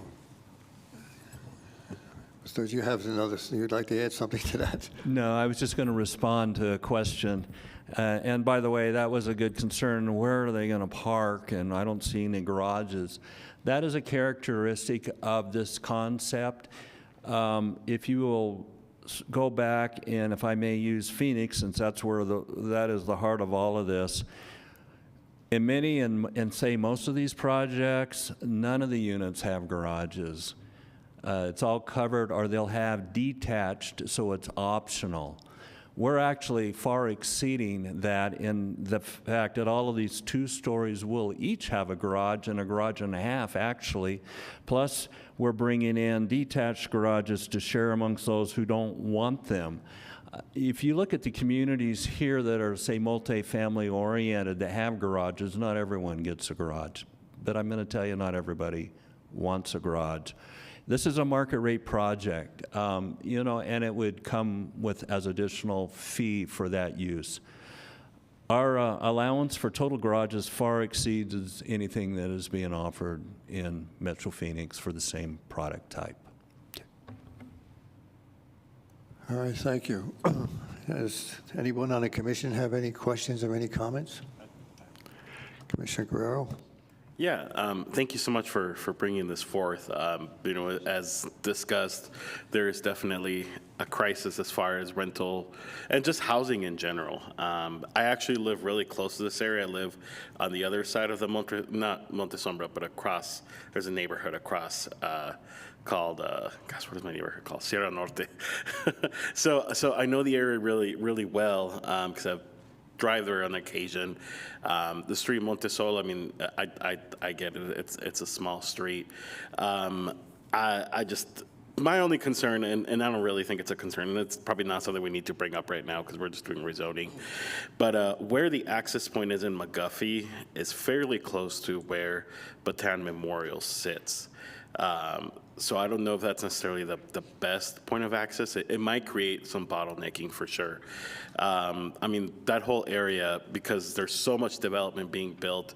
I mean, you have Metro Verde and you have like Metro Park and Metro blah, blah, blah, whatever they're calling them these days. There is a really, really high amount of traffic, especially in the mornings, especially, you know, 5:30, 6 o'clock. So again, I know we're not voting on this tonight. It's just something to consider for whenever you guys do put your plans together. That's all I had. Anyone else? Commissioner Fraser-Kaiser? Yeah, some similar, I guess, comments after staff confirmed that this is the sort of the, well, aside from city council, this is the last stop before they move to the building permit phase. So I guess my question is, we've got Some concerns about traffic, though regardless of whether or not this rezone goes through, they have the ability to build out most of these units right now. So, but that doesn't mitigate the impact that would occur. So I guess for staff, I mean, what do we have? I know we just passed the Complete Streets Ordinance. What sorts of improvements would this development trigger moving forward to address some of these traffic concerns, particularly on McGuffey Road? Though I do just want to say I appreciate the traffic circle inside the development. Mr. Chairman, Commissioner Kaiser, I was going to bring this up because it's come up regarding traffic, but one of the reviewing staff from transportation approved the zone change submittal upon review with the following contingencies. Number one was the TIA would be required prior to development, and I think that would take into consideration whatever was submitted for development. They would take a look at anticipated traffic and require the developer to submit a TIA to address impacts accordingly. They've also submitted some information in that traffic circle, one of the main entrances to the development that they're proposing. I know it's conceptual, but they welcomed the allowance of city transit to have a route that actually went into the development, and so much so that they asked that 35-foot bus to make sure that radius was adequate enough to accommodate that. So they're, at least from the perspective of potential transportation-related issues and improvements, they're looking at transit as a means to facilitate access to the property and transportation measures to the property, but staff's also recognizing that there could be impacts, and they need that study in order to determine how best to address those concerns. Staff has not seen any. This is more than I recall seeing. I think we got a very cursory review of the concept. So until we see something more substantial, we wouldn't be able to go any further in terms of comment on that. Understood. Thank you for that explanation. On that transit idea, I mean, I think it's great. Is this currently on a transit line? Does the bus currently run by this? I believe, Mr. Chairman, Commissioner Kaiser, I believe so. Transit actually did comment and provide input. They'd like to see a bus pull out alongside that main access road where the circle is. And so they're already considering that. So I would have to assume yes. That's really great to hear. I guess my last comment would just be encouraging the applicant to find and leave room for other connectivity to that the remaining commercial site, the M1, M2, C3, if this does get approved. I think that would also address some of the traffic concerns here. I mean, gated communities are by definition exclusionary, so if you don't include additional access, specifically pedestrian access, for future development there, no matter what you do, if it's a shopping center or anything like that, you're going to be requiring all these people that live in this development to essentially get in their cars, generate additional traffic, literally to go back around their house. So I would just encourage the applicant to look at opportunities to do that within this concept of a gated community. But I'm encouraged to hear about the conversations ongoing about transit. Any further comments? Yes, this is Commissioner Smith. I do have one comment/question. I know traffic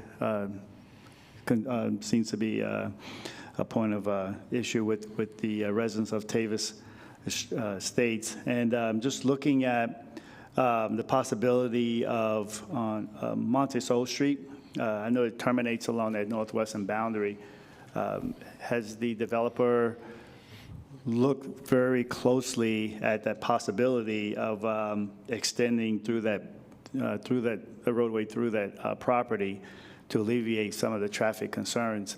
I know just in reading this that right now it's not anticipated, but it appears that that may be something that may have to be seriously considered if this project is going to not have a really big impact on traffic in and around this development.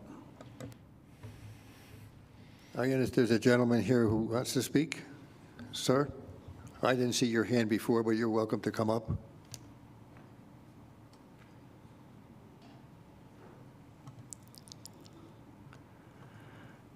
If you will please state your name and let me swear you in.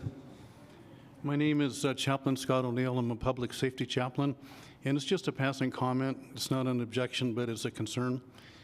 That McGuffey is a pretty dangerous street where I see people that are speeding, and it's a real safety concern of mine because I do a lot of call-outs that aren't pleasant. And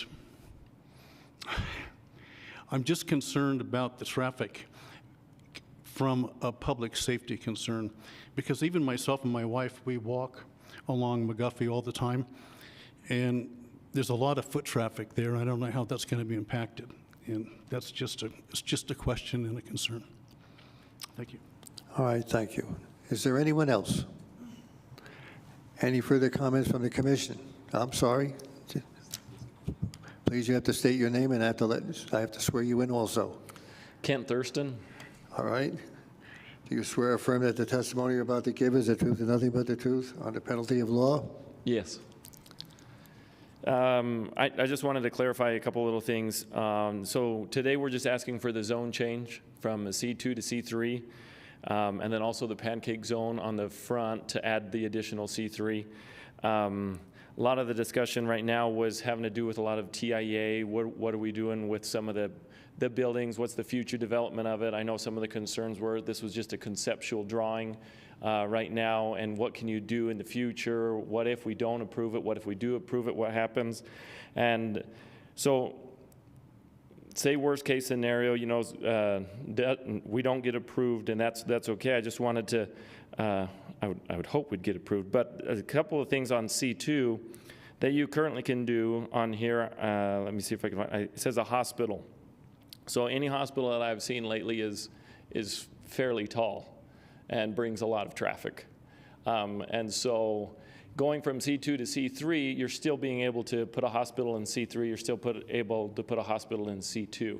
So the discussion going back and forth of how's it gonna impact us, right? How's it gonna impact the city going from a C2 to C3? The zoning difference really isn't gonna, in my views, it's not that big of a change from C2 to C3 other than the ability to, instead of carve it up into 1 acre pieces and still accomplish the same thing, it's really to be able to leave it as one block, which is easier for the city to maintain. It's easier for us to put one parcel in there together. So that's kind of one of the bigger reasons of going from C2 to C3. The ability to put high density in there is existing, right? So if we wanted to go in today and put very high density housing, other things like that, it's permissible in the way that we would do it. Now, going through the process, we've gone through other processes of building things. You do have staff that'll grill us to death, okay? So we do have to provide TIAs. All of the questions that you have asked, your staff does ask all of those and in greater detail. So we do go through all of that. What are you going to do with the sidewalks? What are you going to do with the traffic? What are you doing with sewer? What are you doing with drainage? What are you doing with, how are we going to help the new transit going to come in? So all of those discussions do happen at the next step. So if it gets passed today from a C2 to C3, still know that it's not just like, hey, the developer can now go do willy-nilly whatever he wants. We still get grilled left and right? We still go through the big process of having to get all of the things approved through staff. So it still happens. We still follow all the code, other things like that have to happen. So going from C2 to C3, really, on the front portion, helps it out, in my opinion, on the city. I know the M1, M2, you can end up putting, you know, auto body shops, other things like that, the open yards, you can really do like industrial complexes out there that's permissible by code. So you could throw the chain link fences and other things like that and just have basically a junkyard out there on the beginning of it. So, but now you don't have that much opportunity to do commercial on the front end of that. So by zoning M1, M2 and adding that conditional C3 to it, it really does allow the flexibility of being able to have the possibility of maybe some restaurants, maybe some other things like that in that area that aren't so eyesores to the area. Our intent is to come in here, so we tried to show a little bit of our intent of what we will do with it. And so with a neighborhood right behind us and then being the owner of it, we would also try to beautify the front end of Bataan Memorial. So we wouldn't want something really ugly right there beside us anyways as well. So that's kind of one of the clarifications. Just wanted to show that C3 is really adding the flexibility, adding the ability to make it a prettier landscape, prettier buildings and things like that instead of the M1, M2 that is currently zoned that way. And then once again, just to reiterate, the C2 to C3, the abilities in C2, C3 are fairly pretty close. If I think staff can agree to that being the abilities of C2 to C3 is pretty much the same, other than we're able to do a bigger chunk of it instead of having to break it down into 1 acre. That's it. Okay, thank you. Now, is there anyone else? Sir, you'd like to come back? I'll let you speak again, but I think this should be it. And the question that I forgot to ask. Please just repeat your name for. Oh, George Mamero. You've already been sworn in. Go ahead. Yes. Are the billboards that are there coming down? I was just. Okay. Because we were hopeful. I would much rather look at Mr. Thurston's property development than those billboards. Okay. Ma'am, do you have anything in addition, or are you just going to repeat? Okay, come again, but this, just a minute, and that's it.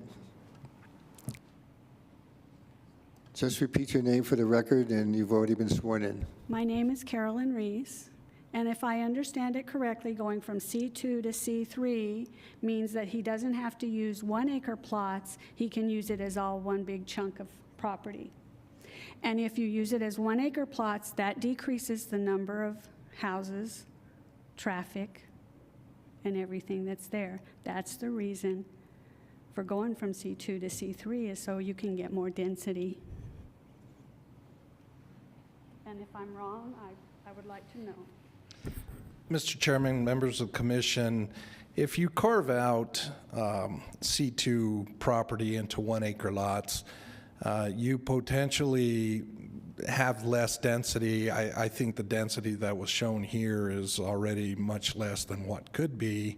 Not that we're approving that, but nonetheless, you do have setbacks to contend with on each 1 acre lot.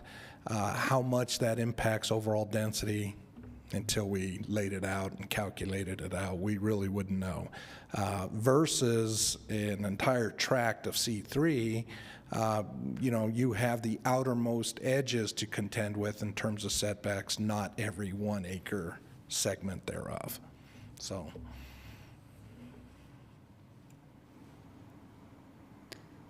Mr. Chair, if I could point out, I'm just going to add to some of what Mr. Venegas stated.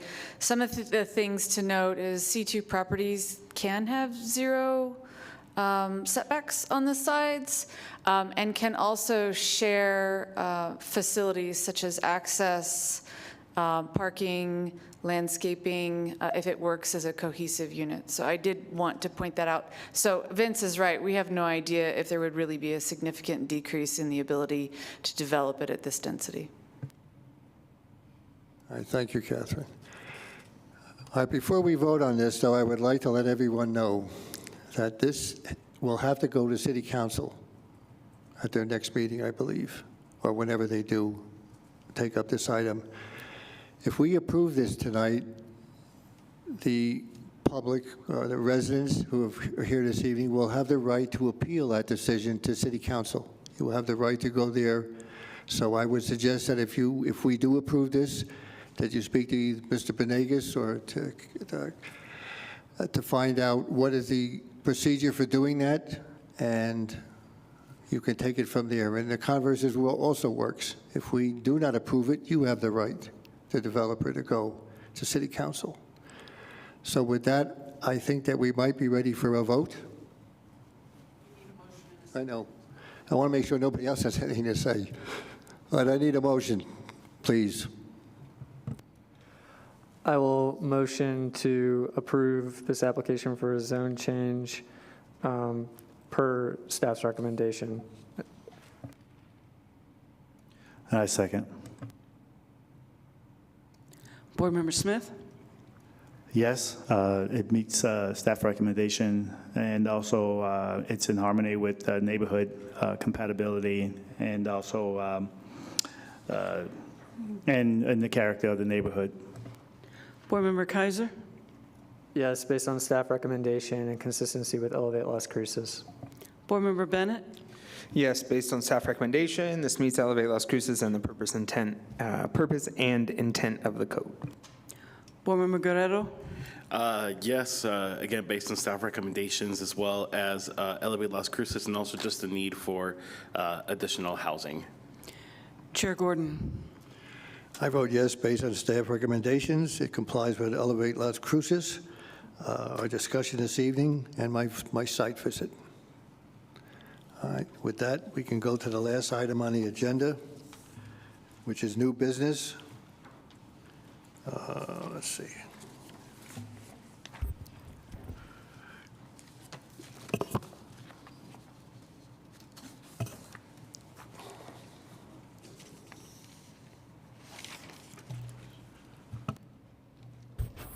Mr. Chair, members of Commission, Catherine Harrison Rogers with staff.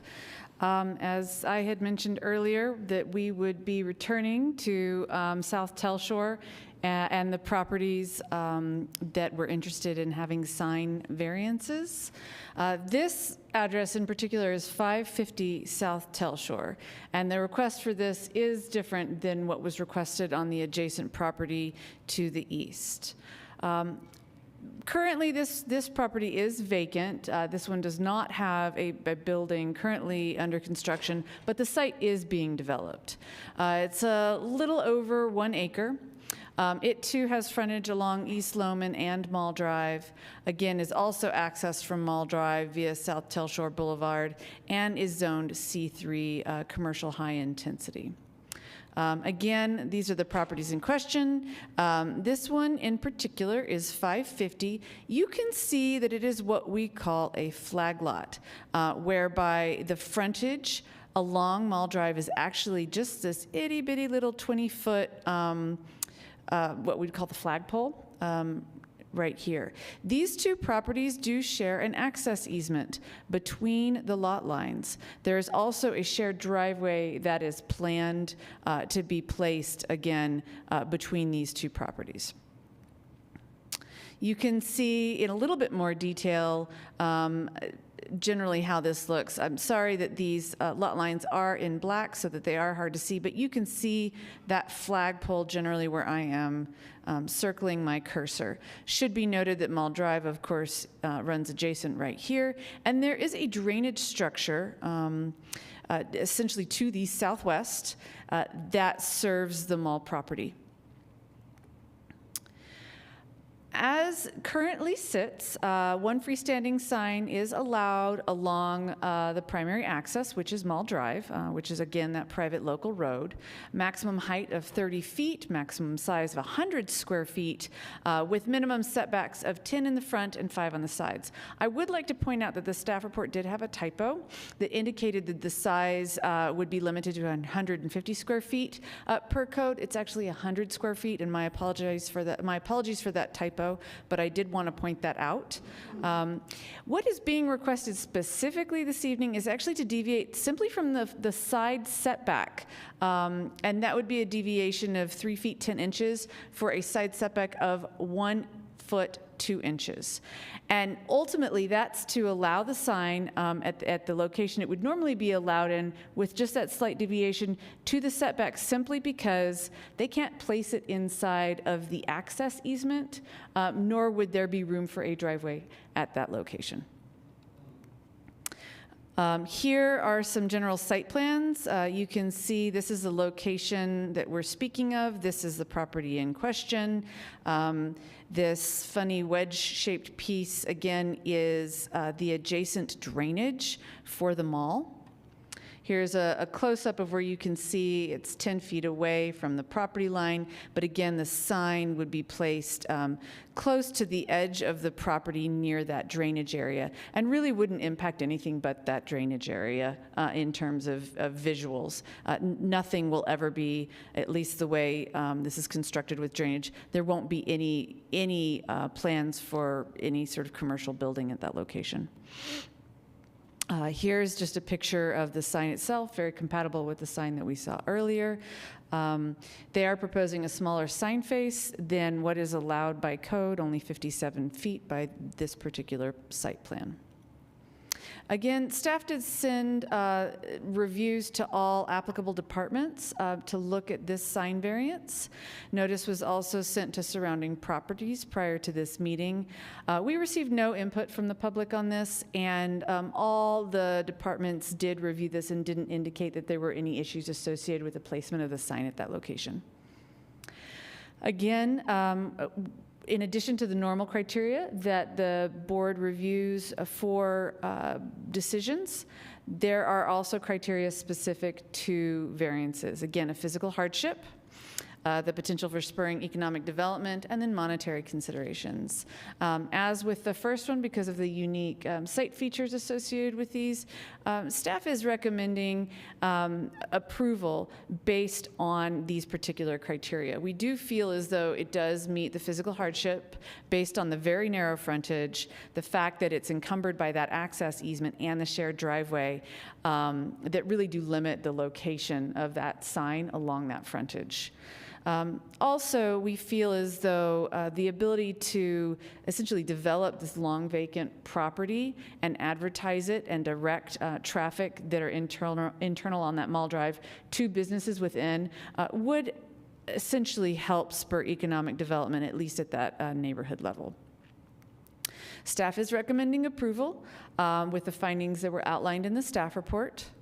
And of course, your options this evening are to vote yes, to vote no, yes with conditions, or to table. And we do have the applicant's representative here if there are any questions of the applicant on this. And so with that, I'd be happy to answer any questions. Thank you. Are there any questions from the commission? Is there anyone from the public? How about from the applicant? Does he wish to speak, he or she? If not, is anybody from the public? Okay, in that case, we guess we could, I need a motion then? I'll make a motion to approve this item. Wait, hold on, are we doing, I'm just really confused about this one. Yes, sorry, this new business, case number 1. I second. Board Member Smith? Yes, based on staff recommendation. Board Member Kaiser? Yes, based on staff recommendation. Board Member Bennett? Yes, based on staff recommendation. Board Member Guerrero? Yes, based on staff recommendation as well. Chair Gordon? Yes, based on staff recommendations. All right. Thank you for going over the items. Is there any comments from the commission this evening? Anything other than what we've been discussing? Are there any staff announcements? Mr. Chairman, David Weir with the Community Development Department. I just wanted to make the commission aware, staff has been requested to provide a technical advisory committee to the Realized Las Cruces. If you recall, that's the update to all of our development codes. It's been a request of certain interested parties and advocacy groups. Just wanted to make the commission aware of that. Staff has drafted a technical advisory committee for the council to consider appointing. The way it's structured right now is it would be a 15-member committee. It would be individuals that are involved with development, the financing, title, neighborhood representatives, et cetera. They would be recommendations of appointments from the 6 city councilors. It's been drafted, they would appoint 2, then the mayor would appoint 3 to make that, and the mayor would endorse all the recommendations. Basically, it's an additional public engagement and oversight into that process. Just wanted to make the commission aware of that, and if you felt that would be a good thing, your endorsement would be appreciated, but it's not an official action or anything. Staff is going to go forward with that, but we did also want to make you aware of that and get any input that you may have. Well, I certainly will endorse it. I think that we need somebody to get this done. It's been a long time in process, and as far as I'm concerned, it's fine with me. Commissioner Kaiser. Is there any, I guess, structured breakdown in who the representatives are on that committee? Mr. Chairman and Commissioner Kaiser, there is a general oversight of who to draw from, but then it would be up to the recommendation of the city councilors themselves. I would think one strategy they could take would to have somebody from the development community and someone as a neighborhood rep or a business representative to be their other ones to balance the perspective on that. And then, as I said, the mayor would have to endorse all of those going forward. Yeah, I guess that would be my recommendation, to ensure that there's some sort of equal representation of all, or as many voices as you can get with 15 people. Mr. Chairman and Commissioner Kaiser, we drafted it so there could be the widest spectrum as possible from viewpoints and perspectives. As I said, it's been drafted as a technical advisory committee, so it's not advocating, it's just their professional or representative experience that they would bring to the process. Yeah, I don't want to see it overwhelmingly filled by the development community. I think there need to be different voices, different perspectives, people with different backgrounds. So that's just my recommendation. Anyone else? If that's the case, I will entertain a motion to adjourn. I motion that we adjourn. I'll second. All in favor? All in favor? Aye. Aye. Aye. Aye. It's 8:15 and we are adjourned.